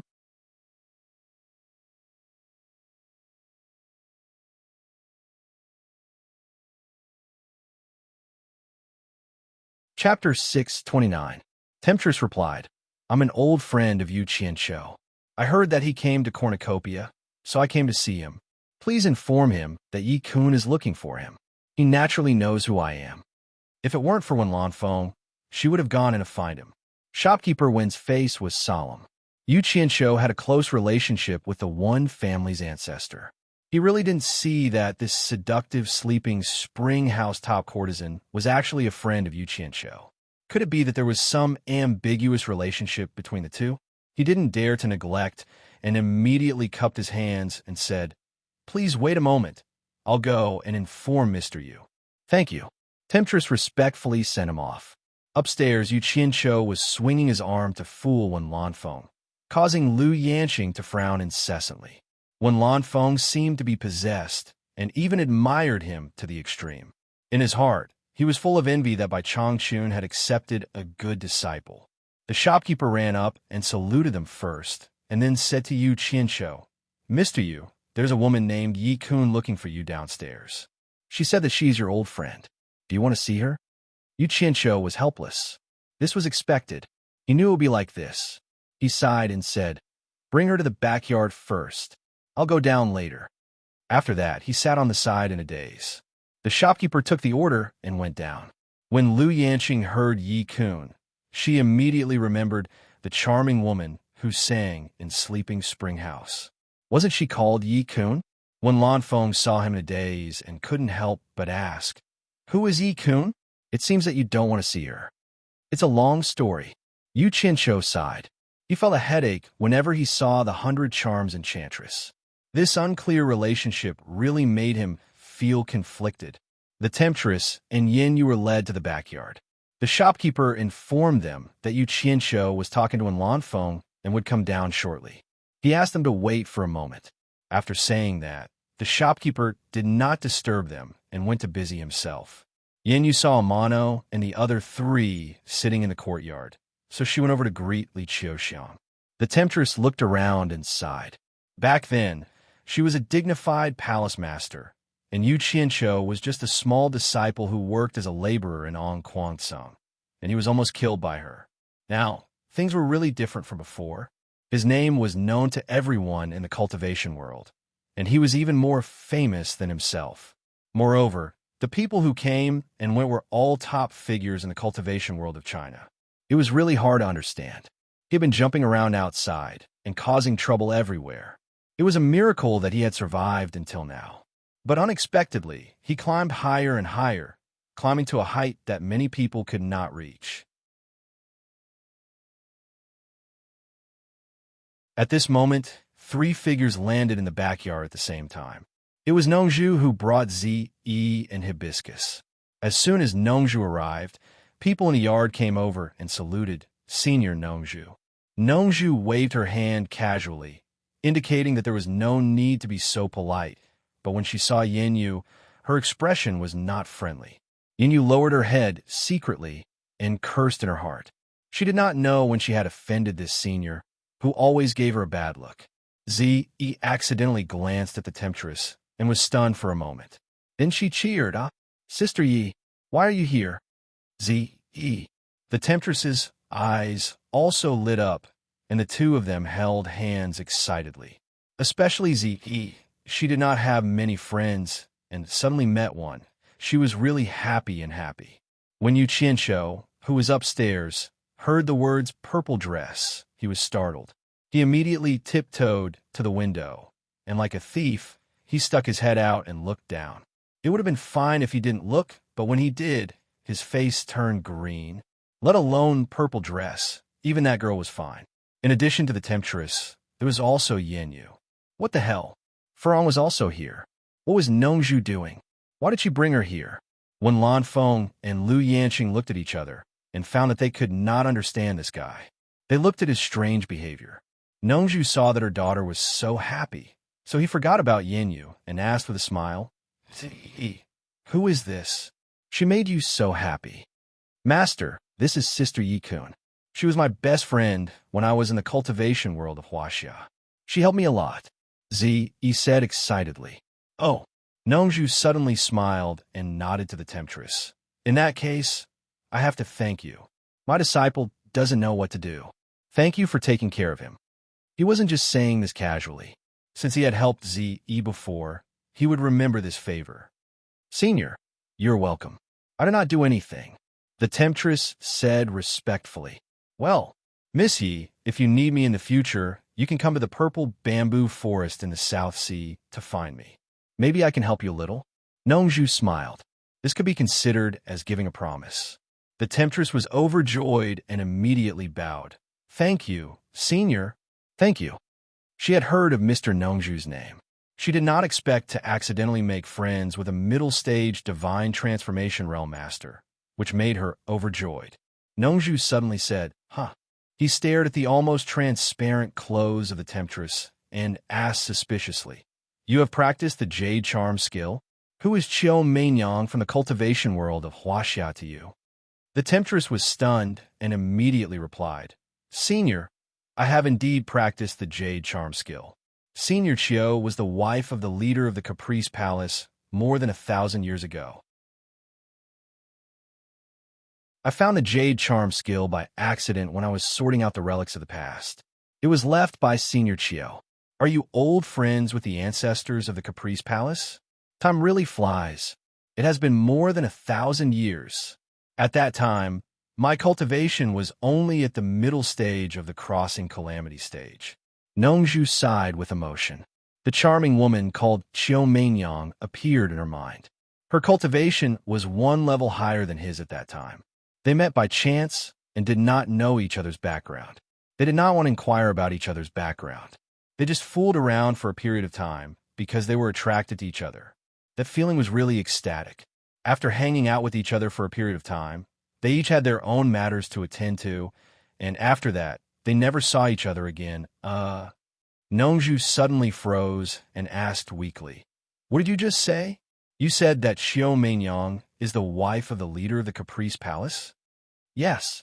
Senior, don't you know? The temptress asked. Qiu Meinyang, good name. Yu Qianshou, who was upstairs, revealed a cheeky grin and asked Wen Lanfeng, who had also walked to the window to watch. Senior one, have you heard about the romantic history of this Qiu Meinyang and Senior Nongzhu?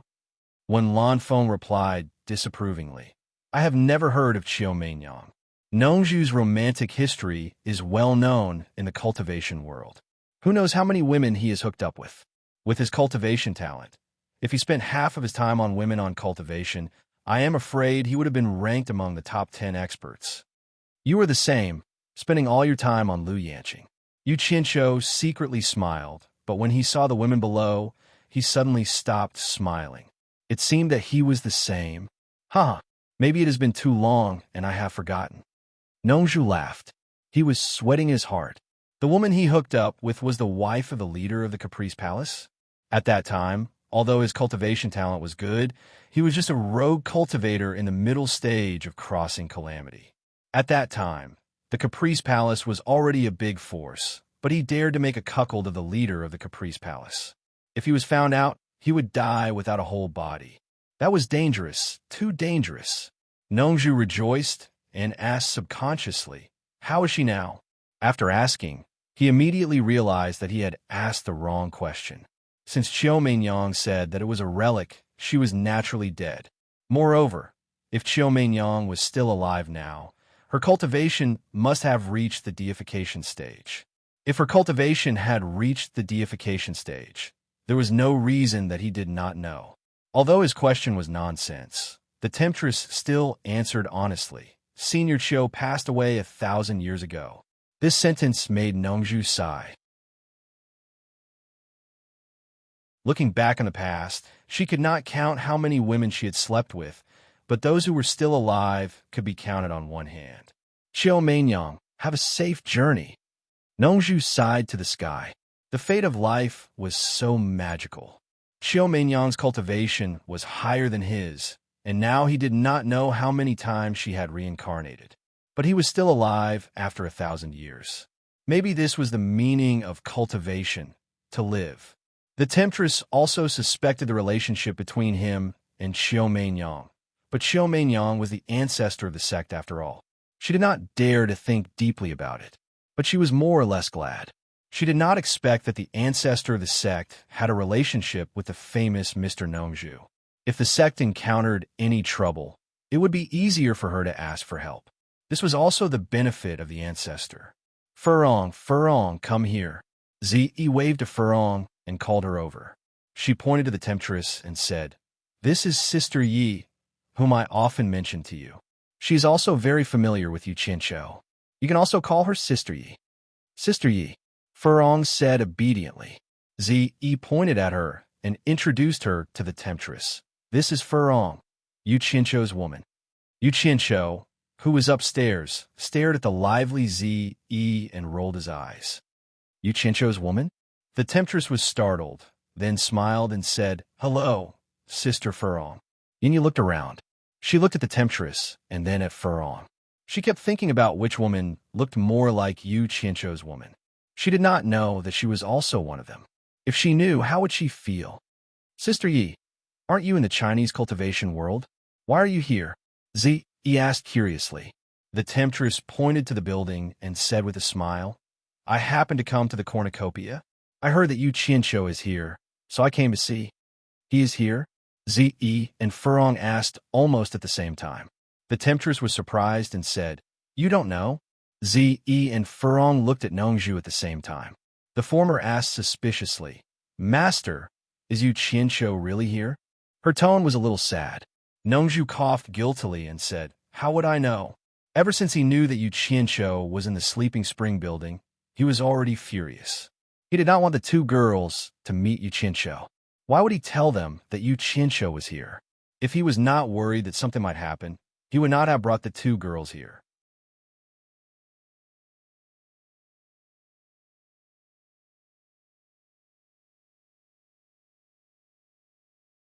Chapter 630.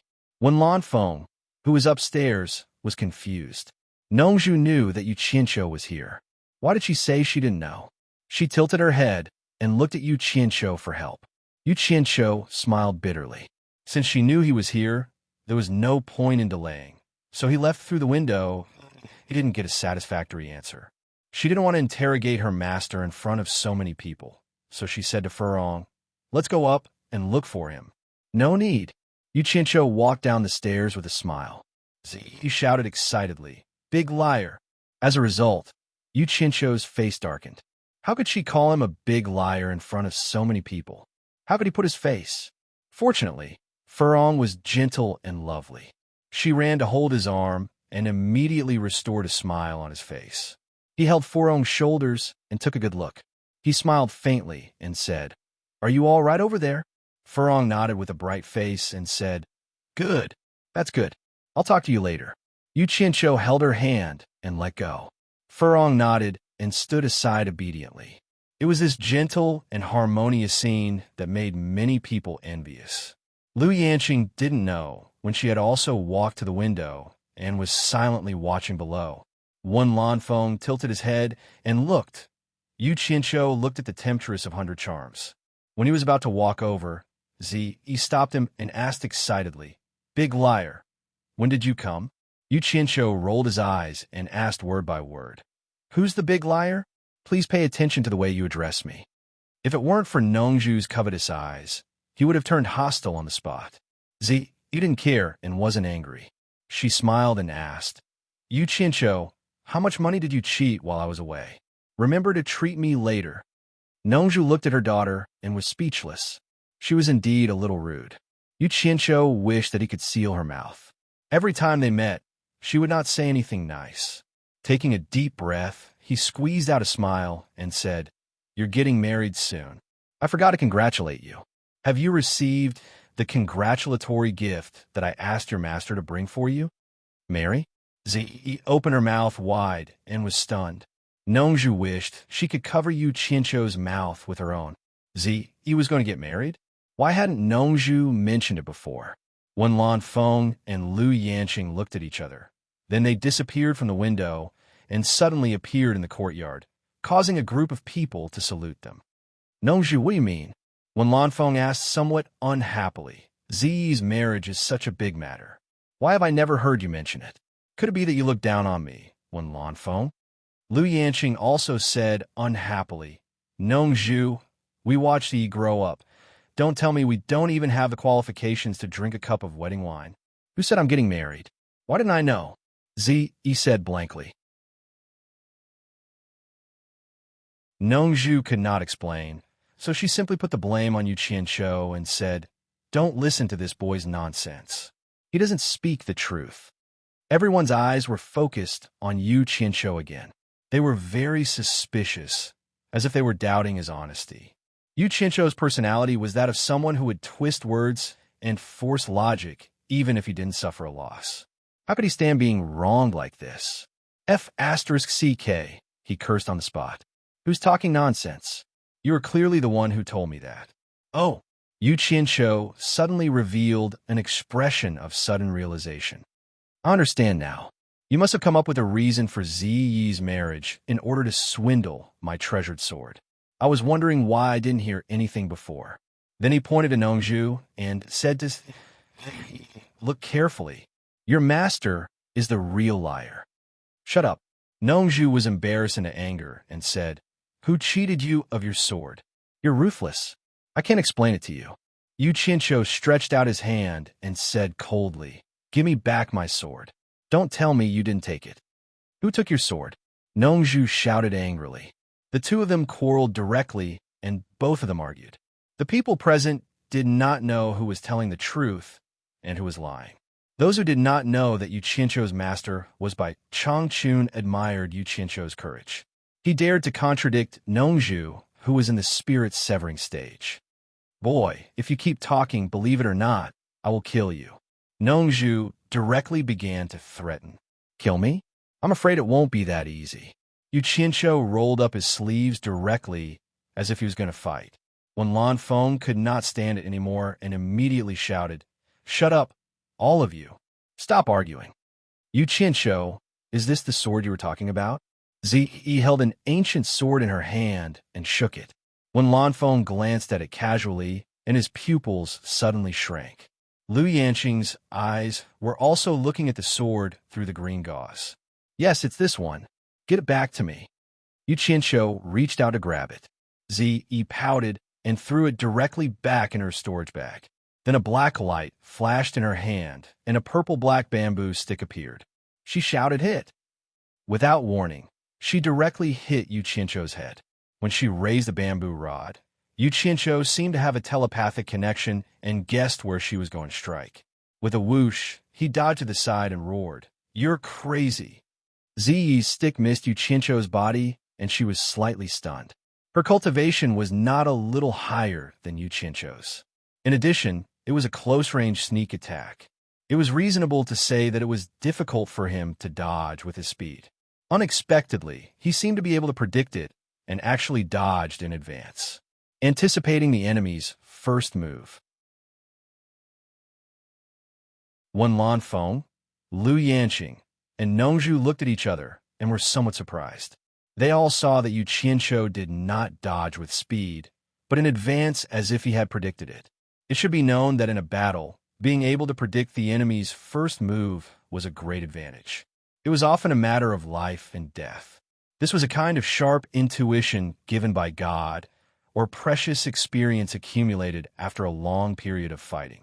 Not everyone could have this kind of intuition, and some people, even if they fought for a lifetime, could not understand a thing or two in this aspect. To be exact, people who had this kind of magical intuition could be described as people who were blessed by God. Even if the three of them had reached the soul formation stage, it was difficult to use this intuition in a fight. Maybe they could occasionally see it, but they would doubt it and dare not follow their intuition unless they had to. After all, if they made a wrong step in a fight, the consequences would be unimaginable. Maybe it was a coincidence. The three of them secretly said in their hearts, "Fight!" Ziyi's attack missed, and she was not satisfied. She flashed and rushed to hit again with the stick. Although she did not see anything on the surface, she was stimulated by Yu Qianqiu's words. When her master gave her the sword, he said that it was a gift from Yu Qianqiu, which made her very happy. Who knew that when she met Yu Qianqiu, he wanted to take back the sword? She was very unhappy to take back the thing that was given to her, so she had to hit Yu Qianqiu to vent her anger. F***CK. Before Zi could move, Yu Qianqiu allowed a ghastly cry and once again dodged to the side in advance. Zi immediately pounced on empty air. He dodged in advance again. When Lan Feng and the other two looked at each other in surprise, Zi missed. Before her feet touched the ground, she dodged to the side and chased after Yu Qianqiu. She was hurt by this big liar. How could she be satisfied if she did not hit him with the stick? However, Yu Qianqiu seemed to have eyes in the back of his head. He suddenly twisted his body and moved to the side. Zi's bamboo stick brushed past his back and missed. Even Yu Qianqiu himself didn't know why he suddenly did this. In any case, his body followed his heart's desire, and his body followed a flash of thought. When he really heard the sound of dodging, he rejoiced. This girl was stubborn and did not know how to control her strength. If she really hit him, it would be embarrassing. At first, Furong thought that the two of them were joking. However, when she saw Zi continuously chasing after Yu Qianqiu, it did not seem like a joke. Furong immediately asked anxiously, "Zi, why are you hitting him?" Hit! A purplish-black light left Zi's hand and shot towards Yu Qianqiu with a whistling sound. The more Zi could not hit him, the angrier she became. She actually used her sword to control the bamboo stick to chase after him. She was fast, but Yu Qianqiu's reaction was not slow. He did not even turn his head and bent down. A gust of wind swept over his head. However, before he could raise his head, he subconsciously dodged to the side, and the bamboo stick that shot back was dodged again. A purplish-black shadow shuttled around the courtyard, forcing Yu Qianqiu to jump up and down, dodge left and right, and jump back and forth. He did not even have the chance to speak. However, the shadow could not touch him. The purplish-black shadow always brushed past him. When Lan Feng and the other two were dumbfounded, they did not feel that Yu Qianqiu was embarrassed at all. Instead, it was as if they had seen something incredible. Yu Qianqiu did not dodge with speed. He dodged in advance every time based on his intuition. Even if the bamboo stick suddenly changed direction, he could still react in advance. It was incredible that he could use intuition to this extent. Unfortunately, when Bai Changchun taught Yu Qianqiu the animal play, Nongzhu was not there. If he was there and heard Bai Changchun's words, he would not be so surprised. When Bai Changchun taught Yu Qianqiu the animal play, he said that this incantation was not very powerful. The secret of mastering it was reflected in the 4 words foresight. Once one was proficient in it, it would benefit him for the rest of his life. Zi busied herself for a long time, and her face was filled with astonishment. She suddenly put away her bamboo stick and stared at Yu Qianqiu, as if remembering something. When Bai Changchun had said those words, she had been there, and now she remembered. "You're so stubborn. Is there something wrong with your brain?" Yu Qianqiu finally had time to speak. He rolled up his sleeves and said fiercely, "I am the strongest master below the deification stage, and I am not weak. You forced me to do this, so don't blame me for being rude." His face was ferocious like a hungry wolf about to eat a lamb. He was ready to fight back. "Have you mastered the animal play?" Zi pointed at him and asked in a daze, "Why do you care what I have mastered? Animal play?" Yu Qianqiu shouted halfway and then stopped. His face froze, and he suddenly recalled the scene just now. It seemed that he had been dodging based on intuition.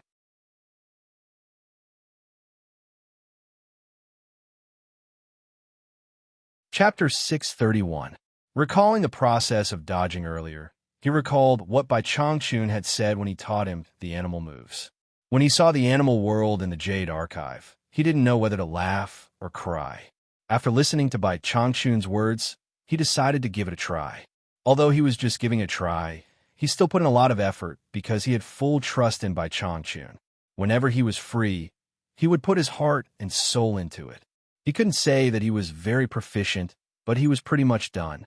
To be honest, after practicing for so long, he really didn't find any benefits. However, he found that the more he practiced, the more his movements resembled those of the animals in the mountains. He didn't dare to show it in front of others, as it was too embarrassing. However, some things were always like this. The effort he put in would not go to waste. Yu Qianqiu stood there and smiled foolishly. He was pleasantly surprised. Animal moves? Nongzhu's eyes lit up. She raised an eyebrow and rubbed her chin. Her expression was unpredictable. When Lanfeng took a deep look at Yu Qianqiu, then asked Nongzhu, "Was it he who taught you the magic incantation?" When she said the word, she slightly paused. Lu Yanqing's eyes flashed as she stared at Nongzhu. Nongzhu nodded with a sinister smile. "Yu Qianqiu, am I right?" Zi asked expectantly. She was also practicing the animal play, but her movements were still bumpy. She couldn't even be said to be smooth. One could imagine how depressed she was. Little did she know that she had grown up in the purple bamboo forest in the southern sea and rarely left the island. She had never seen many of the animals in the animal moves, and she didn't even have any impression of some of the common poultry. How could she master it just by relying on the pictures in the Jade archive? Naturally, the effort was not worth the reward. Yu Qianqiu slowly turned his head and snorted, "I don't know." The pleading expression on Ziyi's face froze. She said angrily, "Let me try again." Her figure flashed, and a series of shadows appeared in the courtyard. It was a dazzling sight. All of them rushed towards Yu Qianqiu, making it hard to tell which was real and which was fake. F***CK, you're still coming. Yu Qianqiu let out a strange cry and began to jump around again. Furong, who was at the side, said anxiously, "Don't hit him anymore." However, he didn't listen to her advice at all. Amano and the others looked at each other. Knowing that they were all acquaintances and wouldn't kill anyone, they didn't bother. Formed displacement transposition. Wen Lanfeng and Lu Yanqing looked at each other and smiled. This was Nongzhu's signature incantation. The allured demonic lady looked at Ziyi's familiar movement technique with suspicion. She wondered why it was so similar to the Great Illusion technique. However, there was still a difference between the two. As soon as Ziyi used the shape displacement transposition, Nongzhu subconsciously looked at the Enchantress of 100 Charms. In fact, this technique was created by him after he saw Qiu Mingyang use the Phantom Great technique in the past. However, with his extraordinary talent, his self-created Transfiguration transposition was even sharper than Phantom Shadow. The biggest use of Phantom Shadow was to confuse people's eyes and ears. The shape displacement transposition created by Nongzhu could not only confuse people's eyes and ears, but it was also good at speed. It was also supported by attack. The fast and elusive way of attack was hard to guard against. It was quite powerful. The higher one's cultivation, the more effective it was. However, what surprised Wen Lanfeng and the others was that Yu Qianqiu, who had been a little flustered in the beginning, now seemed a little elegant when he moved and dodged, giving off a transcendent feeling of walking on water.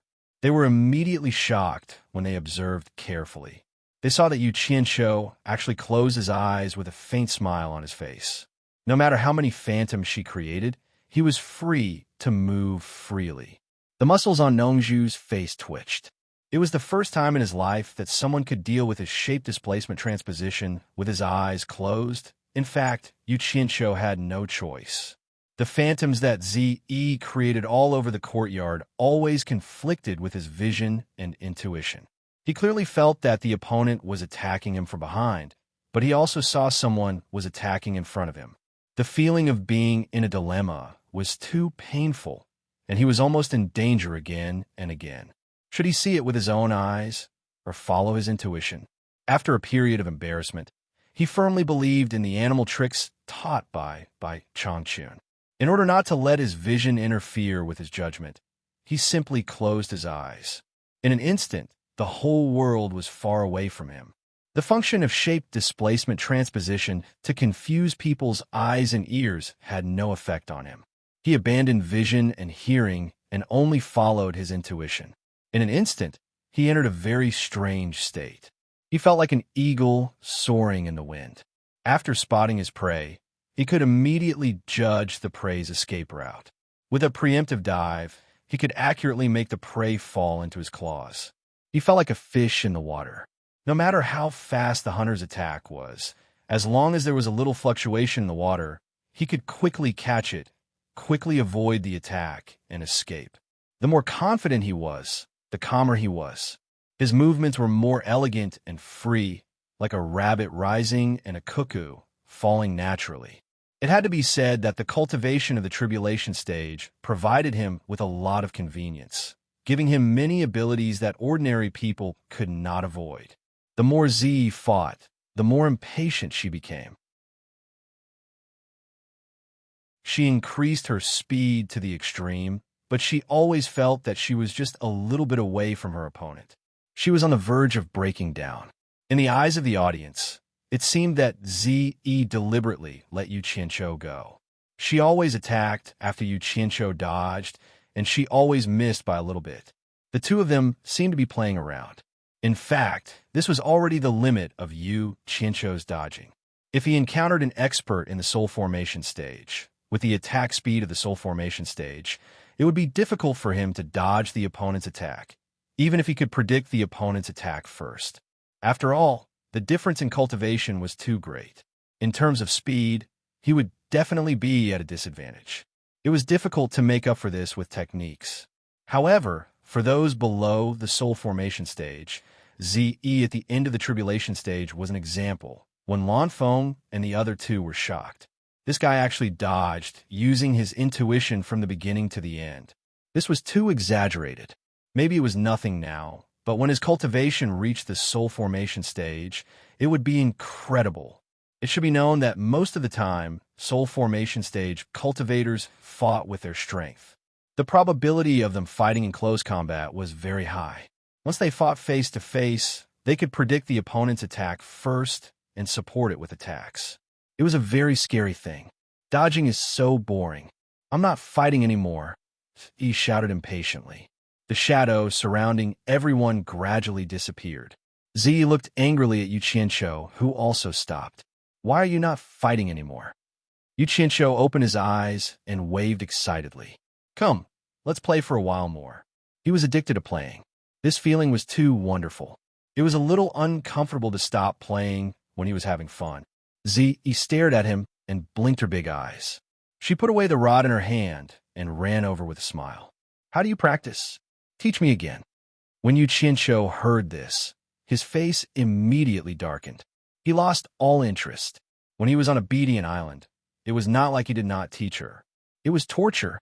She was asked to imitate the form of a chicken. She looked at the picture in the Jade archive, spread her arms, and flew like a bird. Yu Qianqiu was so shocked that he took a few steps back. He was speechless. In the end, he asked her to change to something else. In the end, Yu Qianqiu wanted to slap himself. It was his fault for asking for it. This woman was an idiot in some aspects. He was fooled by an idiot. What else could he do but ask for a slap? Hence, he cursed angrily and quickly ran away. If I teach you again, I'll change my surname to Cho. Damn it. Yu Qianqiu glanced at Nongzhu, who was staring at him. He coughed and said, I don't have time now. We'll talk about it later. He stretched out his hand and said, Give me back my sword. Since you gave it to me, it's mine. I'm not giving it back. Ze rejected him decisively. Yu Qianqiu opened his mouth, but decided not to say anything. It was his bad luck to run into this father and daughter pair. He couldn't get his sword back. He turned around and walked towards the temptress. He asked with a smile, Why are you here? I'm here to broaden my horizons. I heard that you were here, so I came to look for you. With so many people around, the temptress couldn't say much. She could only say it this way. She giggled and said, I'm not familiar with this place. I'll follow you from now on. Yu Qianqiu smiled knowingly. The two of them started asking each other some irrelevant questions. Yin Yu, who was beside the temptress, looked at Yu Qianqiu, who was looking straight ahead. Suddenly, her nose twitched. She smelled an unforgettable body odor. His eyes abruptly widened as he sized up Yu Qianqiu's body. Then, he looked at Tianye's group of four. His complexion turned deathly pale as he stared at Yu Qianqiu. Others might not be able to tell, but how could she not recognize the body odor of the first man she had a skin-to-skin contact with? It was exactly the same as Yu Qianqiu in front of her. This ability to distinguish had nothing to do with one's cultivation. No matter how high one's cultivation was, one might not be able to tell. As long as she really cared about him, it would be hard for her to mistake him. This was a gift given to women. Perhaps she would forget it after a long time. However, she hadn't been separated from him for long. She hugged the pillow in the room and sniffed it. There was still his body odor.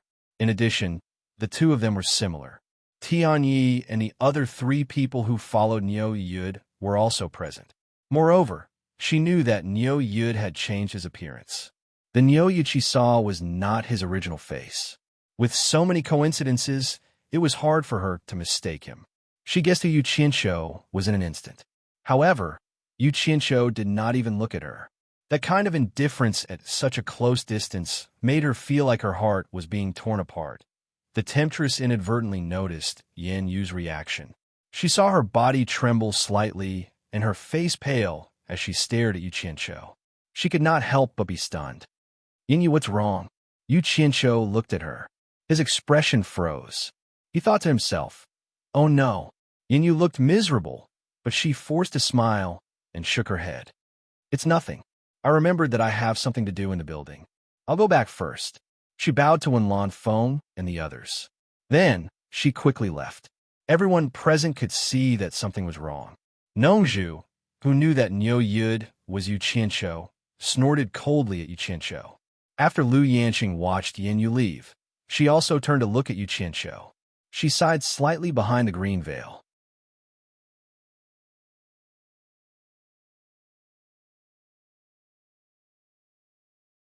Chapter 632. The atmosphere suddenly became a little heavy. Although Wenlan Feng did not know what happened, she knew that no one wanted to say anything. So she called the manager of the shop and arranged the rooms for everyone. Hibiscus naturally lived with Yu Qianqiu. After all, their identities had been made public, so there was nothing to hide. After returning to the room, Yu Qianqiu still looked a little strange. Hibiscus grabbed his arm and asked weakly, "What's wrong with you? Are you unhappy that I came here without telling you? Then I'll ask Senior Nongzhu to take me back." Yu Qianqiu was stunned. He turned to look at her and suddenly smiled.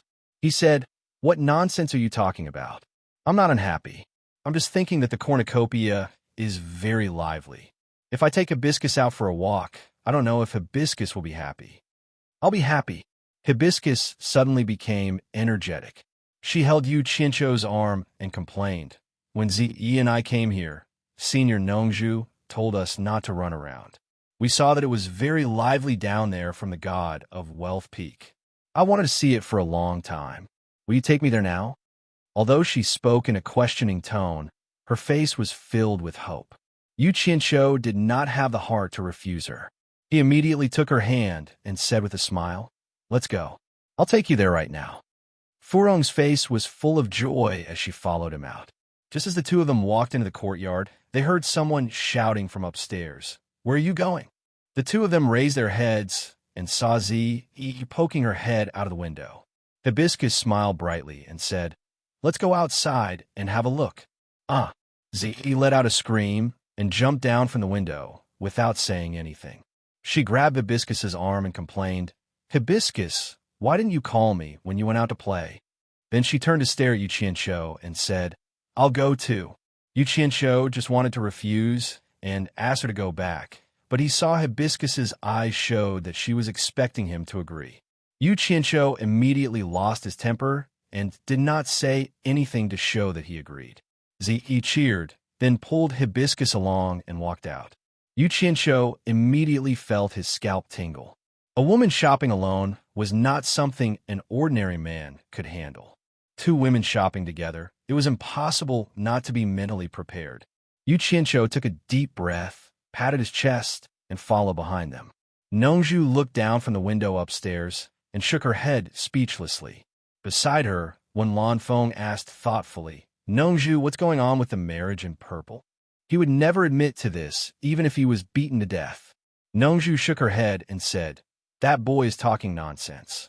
There's no such thing." As soon as Yu Qianqiu came out of the one family's merchant shop, he immediately attracted many people's attention. Yu Qianqiu glanced around coldly, but the two women didn't care so much. They looked around excitedly, their eyes sparkling. Starting from the shop next to the one family's merchant shop, they did not let go of anything. They excitedly ran in hand. Yu Qianqiu was speechless. He could only follow them in, and he had to maintain a gentleman's demeanor while watching them pick things. After a while, the two women piled up a lot of colorful things on the counter. Yu Qianqiu leaned on the side of the counter, trying to distinguish what the two were selling. Suddenly, he heard Yi banging the counter and say, "It's almost done. How much?" The shopkeeper pulled out an abacus, and after some calculations, he smiled and said, "Since the two of you have sold a lot, I'll give you a discount. I won't count the small change. Just pay 1,800,000 upper-grade spirit stones. Is that okay?" Yu Qianqiu fiddled with the things on the counter and frowned. "What are these things? Are they worth 1.8 million upper-grade spirit stones?" When Furong heard the price, she was shocked. She had never spent so many spirit stones before, and she had never even seen it before. Ever since she left Fushin Island with Yu Qianqiu, she had bought some things wantonly into Yang City, but they were all in gold and silver. When she suddenly heard 1.8 million upper-grade spirit stones, she immediately pulled Zi and said, "It's too expensive. Let's not buy it. He has money." Zi pointed at Yu Qianqiu. Then, she took Furong's storage bag and put all the things in front of her into it. Then, she took her own pile. She pulled Furong and left. Yu Qianqiu paid the bill speechlessly, and the shopkeeper sent them out with a smile. When he reached the end of the street, he realized that the two women were nowhere to be seen. He tried to go to the shop next door, and he found that the two women were indeed picking things inside. He smiled and walked in with a toothache. The prosperity of cornucopia was extremely extravagant. There were all kinds of dazzling items for you to choose from. Of course, the prerequisite was that you had money. For Yu Qianqiu, there was no need to buy many things. However, as long as the two women liked and looked beautiful, they would buy them all regardless of whether they were useful or not. Fortunately, Yu Qianqiu did not lack money at all. However, he still felt the pinch from spending money. It was not that he felt the pinch from spending money, but some things were useless to him. It was a complete waste of spirit stones. He gritted his teeth for half a day and swept through the entire cornucopia. Every shop was the happiest when they met such customers. When the two women felt embarrassed about spending money, they bought more than 10 storage bags. Only then did the three of them return to Wen Clan's shop. When the two women returned, they immediately went into the room to check their spoils of war. Yu Qianqiu calmly asked Imo Xiaojun to go out with him. As soon as they reached the yard, a head poked out of the window on the top floor and shouted, "Yu Qianqiu, come up for a moment." It was Nongju. Yu Qianqiu asked Imo Xiaojun to wait for a moment and directly jumped in through the window. Seeing that Wen Lanfeng and the other two were there, he asked Nongju after saluting, "What's the matter?" Nongju put her hands behind her back and said expressionlessly, "You and Yo Yud are old acquaintances. Help me contact him. I have something to ask him." Yu Qianqiu was stunned. He did not know what Nongju was doing. He asked suspiciously, "Why are you looking for him?" Nongju pointed to Wen Lanfeng and Lu Yanqing and said, "Well, they also want a batch of limit-breaking pills and 7 treasures pills. They're all old friends. I must help them." Yu Qianqiu was speechless. Since they're old friends, don't hurt them. But now is not the time to tell them the secret of limit-breaking pills. He pondered for a moment and said, "This is not a big problem. After a period of time, I will personally send it to you two seniors. I still have something to do now." Wen Lanfeng smiled and waved his hand. "Since it is not a big problem, it doesn't matter if it is a little late. If you have something to do, go ahead." Lu Yanqing did not say anything and stood quietly on the side. Unexpectedly, Nongju snorted coldly and said, "Come on, what can you do? It is nothing more than stealing chickens and dogs. Solve this matter first." "I'm stealing chickens and dogs?"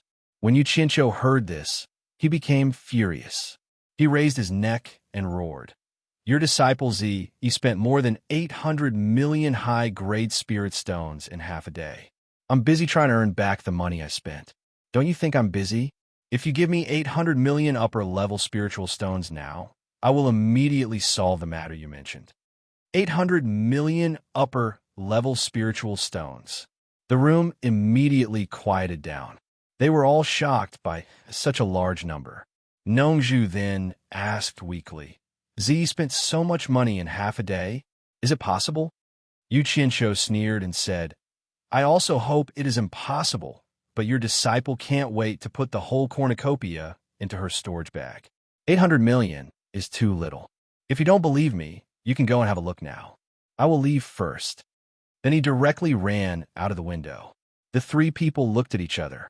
After a long time, Nongzhu turned around and said, I will go down to see what Z has done. She could spend 800 million.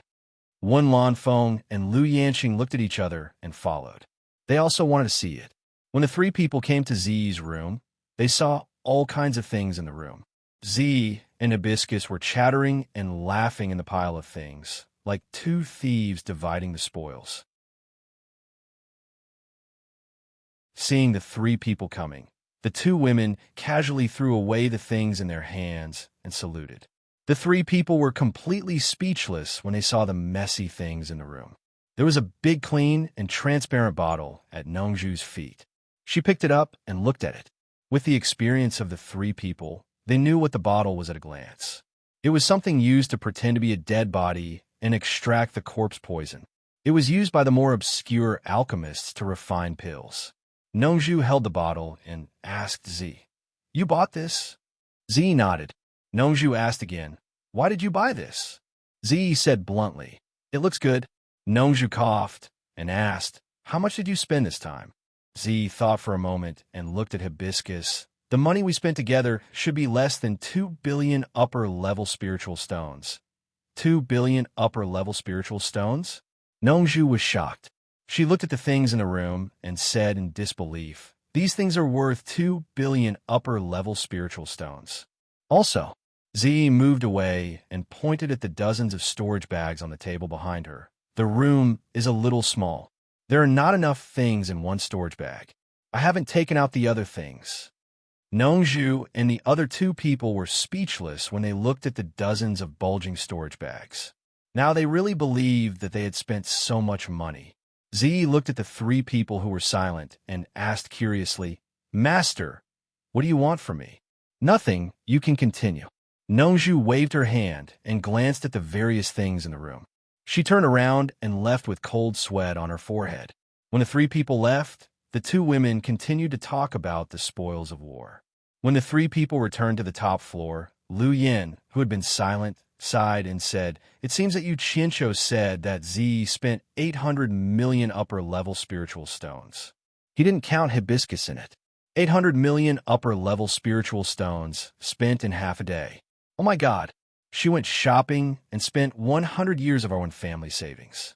Wen Lanfeng patted Nongzhu's shoulder and said, If Z wants to find someone, she must find a very rich family. Our Wen family's financial resources are definitely not enough.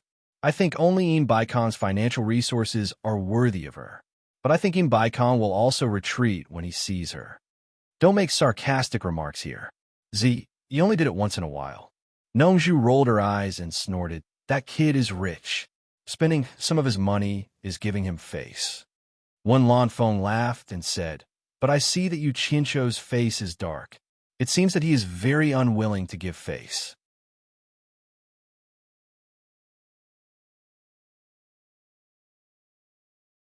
Chapter 633. There was a restaurant diagonally opposite the Wen family's shop.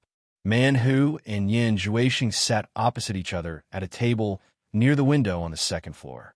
They seemed to have no interest in the dishes on the table. Yin Juexing's eyes were always paying attention to the entrance of the Wen family's shop, while Man Hu was paying attention to Yin Juexing's expression. Ever since Yin Juexing knew that Yu Qianshou had brought the two women to Cornucopia to buy things wantonly, Yin Juexing ran out regardless of his advice and followed Yu Qianshou around Cornucopia for a long time. After following Yu Qianqiu into the one family shop, the two came to this restaurant. There are a lot of people who have bad intentions towards you. It's not rational for you to run out like this. Man who transmitted his voice. The two sat here and had been communicating by voice transmission. The occasional glances from the surroundings were very suspicious. Yin Zhuixing narrowed his eyes and said, "There are also a lot of people who have bad intentions towards Yu Qianqiu. He is also running around everywhere. If he's not afraid, why should I be afraid? It's not the same. Wen Lanfeng is more deterrent than master. With Wen Lanfeng's support, no one dares to touch him openly." Man who said, "It's hard to say if he goes out. It's safe in cornucopia, don't worry too much." Yin Zhuixing smiled and avoided the topic. Yu Qianqiu is really rich. He had spent a lot of money on the two women on this trip. It seems that he values those two women very much. This guy is ruthless and shameless. He doesn't seem to be easy to deal with. I didn't expect him to have such a tender side. Could it be that his weakness is his women? I can see that you are very concerned about Yu Qianqiu. It's not a normal kind of concern. Man who said, Yan Zhuixing turned his head and looked at him. There was a heart-palpitating indifference in his eyes. Then he returned to calmness and said with a smile, "He and I are old enemies. Thanks to him, my family can't reunite until now. What's more, second senior brother's enmity is also here." After seeing the change in his eyes, Man whose heart trembled slightly. When Yin Zhuixing first cultivated the demonic book, he found it difficult to control his emotions and often had this kind of eyes. Later on, as he cultivated for a long time, he was able to control it. However, whenever this expression appeared in his eyes, it meant that he was very unhappy. Man who didn't say anything else. He felt that Yin Zhuixing's desire for Yu Qianqiu wasn't as simple as revenge. Ever since Yin Zhuixing frequently inquired about Yu Qianqiu's news, the world's #1 expert below the soul formation stage has appeared. Let's go and see what else he wants to do. Yin Zhuixing stood up and left the table. Man who turned his head around and saw Yu Qianqiu looking around for a while before leaving Wen Clan's shop with another person. Immerse Xiaojun followed behind Yu Qianqiu. He didn't know what he was going to do, but since Niu told them to listen to him, they didn't dare to have any objections. Moreover, Yu Qianqiu's background wasn't simple either, so it wasn't too bad for them. What they saw in the one family shop shocked the four of them. Obviously, their relationship with Wen Lanfeng and the others wasn't ordinary. Yu Qianqiu didn't stop all the way. He wasn't interested in the dazzling array of goods on the street at all. After accompanying Furong and Zi for half a day, he spent more than 1 billion yuan. Now he didn't even want to look at the shops on the street. One look would bring back painful memories. It was really painful, so he might as well not see it and not be annoyed. In fact, money was a small matter. It wasn't like it was robbed by others. What else could he say when his woman spent it? Although Zi wasn't his woman, they were all on the same side. After spending it, he could earn it back. If he couldn't earn it back, it was because he was useless. He still had this bit of magnanimity. However, what really annoyed him was Yin Yu. Yin Yu's miserable appearance when she left had been lingering in his mind. They walked to a fork in the street and turned straight out. The two of them came to the periphery of cornucopia. There were no shops in the area, only grids made of lime powder. Each grid was about 2 square meters, and there was a stall in each of them. Looking around, it seemed to be even more lively than the central area of cornucopia. There were people lingering in various stalls everywhere. There were probably many people who wanted to find treasures here. "Sir, are you also here to find treasures?" Immerse Xiaojun followed behind him and asked. "I don't have that kind of taste." Yu Qianqiu looked around and said, "I'm here to set up a stall. I have to earn back the money I spent today." Immerse Xiaojun was stunned. The #1 expert below the demigod stage actually wanted to set up a stall. Wasn't that too degrading? He looked behind him and kindly reminded, "Sir, there are many eyes behind you. They seem to be following you. Pretend I didn't see them. Let them follow me. What can they do to me? I still have to rely on them to advertise later. I guarantee my business will be booming." Yu Qianqiu stopped and looked into the distance. He rubbed his chin and said, "Why are there no more stalls?" Immerse Xiaojun heard him and looked around. Coincidentally, he saw an empty space not far to the left. He pointed and said, "Sir, there's one there. I'll go rent it for you." Yu Qianqiu glanced at it and waved his hand. "Stop. It's too expensive here. The rent for a day is 10 high-grade spirit stones. Come, let's go to the edge. There's only one high-grade spirit stone a day."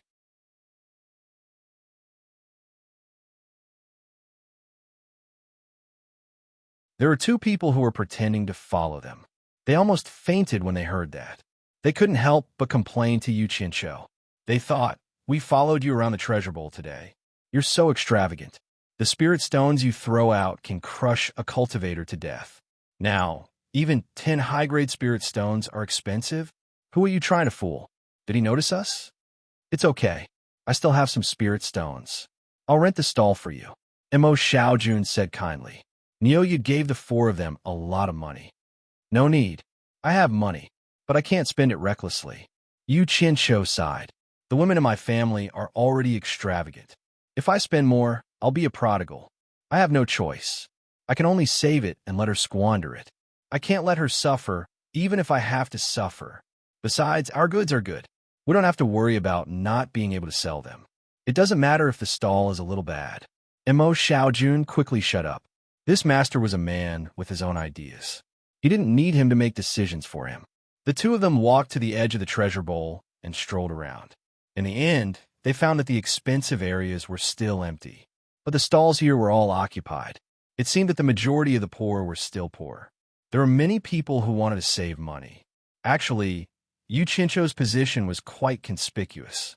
Whether it was a buyer or a seller, they were all quietly sizing him up. After all, he was the famous Yu Qianqiu. Someone didn't understand and quietly asked the person next to him who he was. The person next to him turned around and made a butcher's gesture at him. He said softly, "Butcher."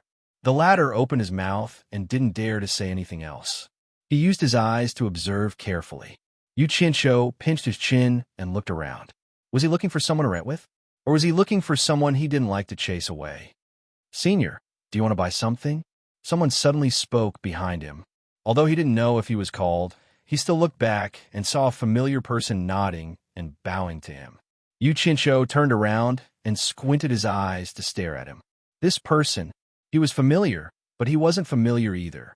He was the itinerant cultivator called Yi Cheng that he met outside the plum garden of Ghost Manor.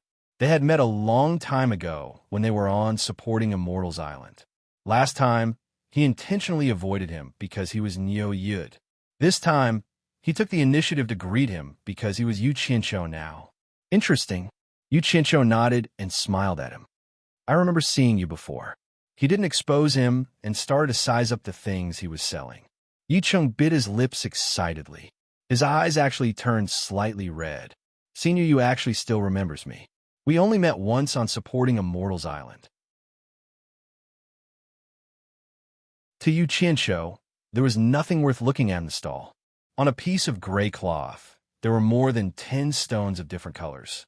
Some were black, and some were mixed with shiny things. After looking at it for a while, he still couldn't understand what it was. He guessed that it was some kind of ore. The highest price was only 9 superior grade spirit stones. He didn't know where this person dug it out and used it to cheat money. Yu Qianqiu bared his teeth and said, "What's your name?" "Senior Yu."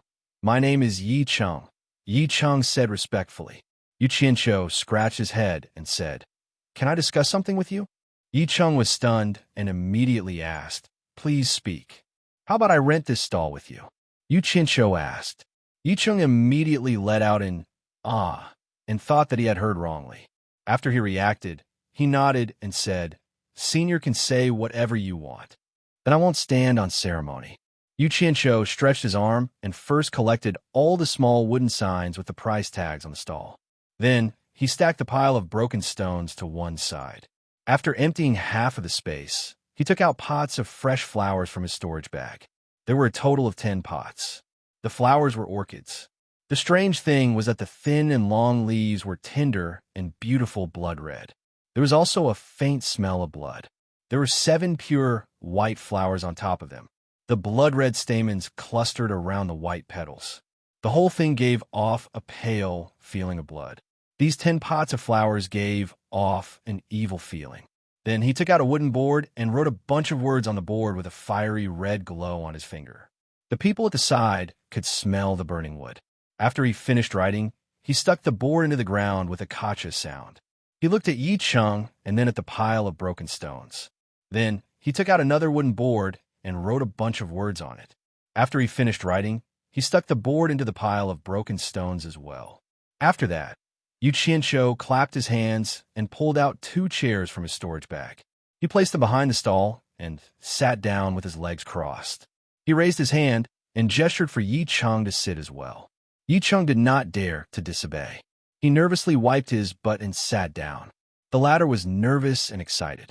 He did not expect to be on equal footing with Senior Yu. Mo Xiaojun looked at the words on the 2 boards and was speechless. He took a few steps and stood behind the 2 chairs. Yi Chung wanted to give up his seat, but was stopped by Mo Xiaojun. He pointed at Yu Qianqiu and gestured for him to listen to him. Yu Qianqiu was setting up a stall on the street. There was an uproar. The idle crowd walked over quickly to see what he was selling.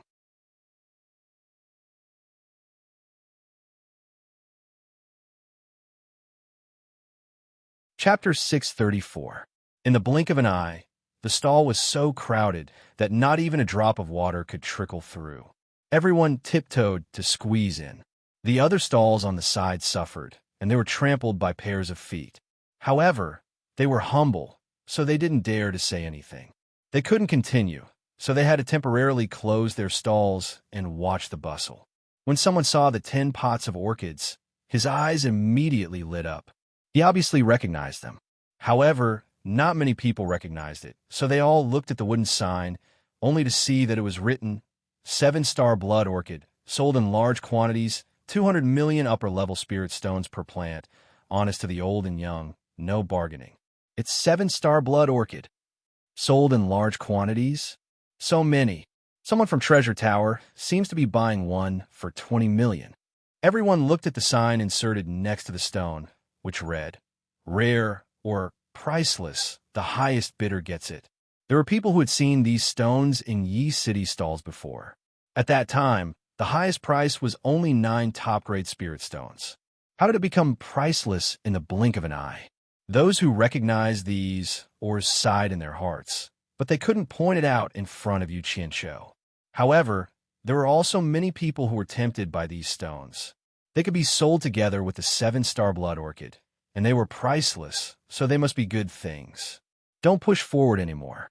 If you step on the things in the stall, don't blame me for being rude. Yu Qianqiu sat with his legs crossed and warned the crowd coldly. The people in front immediately squeezed back. What a joke! This butcher was a master who killed without batting an eye. He even dared to offend the forces of various countries. What crazy things did he not dare to do? Yi City looked at Yu Qianqiu and then looked at the onlookers. He was very excited. Senior Yu was Senior Yu. He was so majestic wherever he went. Unfortunately, Fuxin Island couldn't keep such a talent. There were many people watching, but no one bought at present. Yu Qianqiu silently looked at those who quietly squeezed out of the crowd and left quickly. He was not worried that the things couldn't be sold. The price was so high that ordinary people couldn't afford it. Even if he couldn't sell them, it didn't matter. He didn't think that he could make much money by selling so many blood orchids. What he had now was money. This time, he had obtained a total of 46 billion high-grade spirit stones from Baikong, which was enough to feed the people in Utopia. Moreover, he had a pile of top-grade and divine-grade spirit stones as his trump card, so he did not have to worry about not having enough money to spend. Moreover, he could more or less earn enough pocket money to cover his expenses. He just wanted to see who was buying a lot of 7-star blood orchids. He thought that he knew the function of 7-star blood orchids better than the average person. No matter what, there was no need to buy a lot of 7-star blood orchids. There was something strange about it. In terms of who had a large number of 7-star blood orchids, there was probably no one who had more than him. The spiritual herb garden in Utopia was like growing cabbages. Therefore, he deliberately offered such a high price to test the market. If there was still someone willing to spend a lot of money to buy it, then the buyer's motive was questionable. Who was it? The news that Yu Qianqiu was sharing a house and setting up a stall soon spread in cornucopia. When Lanfeng dismissed the person who reported the news and turned to ask the other two, setting up a stall? What does Yu Qianshou want to do? Nongzhu also shook her head in confusion and said, this kid talks all day long and does all kinds of unimaginable things. Who knows what he wants to do? Strange. Where did he get so many 7-star blood orchids to sell? Selling a lot of 7-star blood orchids? Lu Yanqing paused and said softly, Spirit Fong Valley also raised one of the 7-star blood orchids. I have been studying it and found that this kind of spiritual herb is very magical. When it is refined with different spiritual herbs, it can produce different miraculous effects. It seems that there is infinite potential to be unearthed. Unfortunately, the cultivation period is too long, and I dare not use it freely. I only pluck a leaf every once in a while to study it, mainly because I am afraid of hurting it. As he spoke, he looked at Nongzhu and said, this thing is very hard to come by. I also want to buy a few from Yu Qianshou, but the price of 200 million per plant is too high. To me, it is a little too high. Nongzhu, can you help me talk to Yu Qianshou and ask him to sell me some at a lower price? You also know that my Spirit Fong Valley is not like other places. We have almost no income and can't get so much money. Just think of it as I owe him a favor, or I can exchange some rare elixirs with him. When Lanfeng and Nongzhu looked at each other, everyone knew that alchemy was the strength of Spirit Fong Valley, but it was hardly involved in trading. Moreover, Spirit Fong Valley's medical skills were the best in the world, but they never profited from it. They had always treated people in the world for free, including those secular mortals. Therefore, compared to other forces, Spirit Fong Valley was really poor.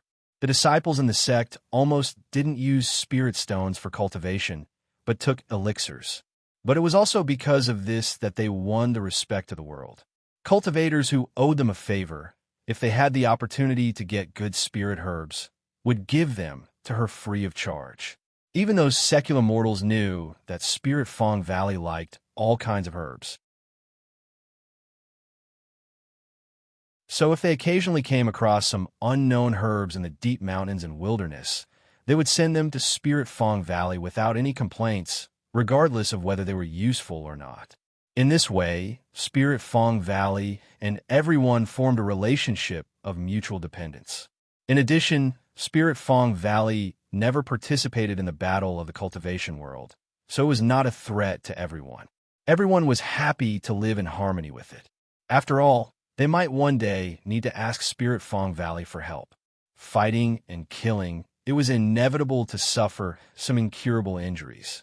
Even the well-known old fox, In Baikong, would send a large number of spirit herbs at a fixed time every year for free. Using rare elixirs to exchange with him? Nongzhu murmured with a strange expression. She thought to herself, is there a lack of rare elixirs in that guy's hands? He can even refine those legendary heaven-defying elixirs by himself. I really don't know if the rare elixirs in your hand will catch his eye. What? Is there a problem? Lu Yanqing asked. Nongzhu shook her head and said with a wry smile, I trust you too, so I won't hide it from you. Lu Yanqing, if you exchange elixirs with him, I'm afraid he won't be interested in your elixirs. To be honest, that kid himself is a genius in alchemy. Some of the elixirs he refined can be called heaven-defying. His attainments in this aspect may not be lower than yours. What's more, this guy has a lot of unorthodox ways. He can always get some rare spirit herbs. You should be able to see it from the large number of 7-star blood orchids he set up today. He is also a master in alchemy? When Lanfeng was a little surprised. Seeing Nongzhu nodding, he could not help but say, I really didn't see it. At such a young age, his cultivation is already outstanding among his peers, and he is full of wisdom and talent. I didn't expect him to be proficient in alchemy. Given time, it will be amazing. As an experienced person, he knew that it was impossible for a person to be distracted to do too many things. There were specializations. If one was good at one thing, the others must be weaker. It was rare to see someone like him who was so good at everything. When Lanfeng had to admire by Changchun's vision for accepting disciples again, Lu Yanqing was stunned. Thinking of Niu Yud's ability to refine limit-breaking pill and 7 treasures pill, she knew that what Nongzhu said was true. But as for what Nongzhu said, that Yu Qianqiu had a lot of unorthodox ways, she somewhat did not believe it. It was estimated that Yu Qianqiu could get all kinds of rare spirit herbs because of Bai Changchun. It should be known that the vast demon domain was like a virgin land that had not been unveiled. How could there be a lack of all kinds of spirit herbs in it? It could be seen from the fact that Yu Qianqiu could get so many 7-star blood orchids. Yanqing, why don't I buy 10 for you? Wen Lanfeng said with some apprehension. He knew that the result of saying this would be rejected. It had always been like this for many years. But it involved such a large number of spirit stones. Who would have the nerve to ask Yu Qianqiu to give it for free? Robbing? That was even worse. Not to mention that Lu Yanqing would not accept it. Just the serious consequences of robbing by Changchun's disciple was not something that anyone could bear. Sure enough, Lu Yanqing shook her head and said, I appreciate your kindness. I'll talk to him myself. If he doesn't want to, then forget it. I won't force him. Well, let me go find that kid. Nongzhu waved her hand and said, It's just a few 7-star blood orchids. It's not as complicated as you think. If he has more, let him give some for free. Lu Yanqing, you owe him a favor. Don't mention exchanging elixirs for them. In fact, Nongzhu really didn't want to open his mouth. Some time ago, he got a sword from the immortal world from Yu Qianqiu. If he said it was a betrothal gift, he could comfort himself. Later, he spent so much money from him. He could also comfort himself by saying that it was right. His daughter was ready to be given to him. It was nothing to spend some money from him. But then he asked him for a batch of limit-breaking pills and 7 treasures pills. Now he had to ask Yu Qianqiu for a few 7-star blood orchids. No matter how thick-skinned Nongzhu was, he felt a little embarrassed. He asked for things from the younger generation, and they were all valuable things. It was a little shameful. Taking advantage of others was not like this. He was not at the point where he could be slaughtered, right? What's more, when Yu Qianqiu left before, he said that he was going to earn back the money his daughter spent, so he set up a stall to sell blood orchids. The disciple of Bai Changchun, the world's #1 master, was forced to set up a stall to sell things. As a result, when the things were put out, he took a fancy to them and asked them for free. How could he ask for it? Originally, he was very unhappy that Yu Qianqiu and the woman in the Sleeping Spring building were together. He was also full of anger and wanted to find an opportunity to teach this kid a lesson. But he was sure of hand. If he opened his mouth, the guy who only cared about money would lose hundreds of millions in vain. How could he mention the woman in the Sleeping Spring building? It should be known that the kid was not a good person to talk to. At that time, he could shut him up with one sentence. But seeing the two friends in a dilemma, he couldn't bear it. So he had to agree to this matter. But the consequences of agreeing to this matter, he was afraid that some things would have to be turned a blind eye to Yu Qianqiu. You're tuning into the Romance Rendezvous YouTube channel.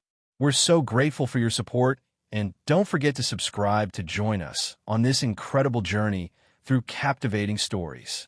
Your generosity through donations truly makes a world of difference, as it's the primary source of revenue that allows me to expand and enhance this channel for you. Thank you from the bottom of my heart for being a part of this adventure.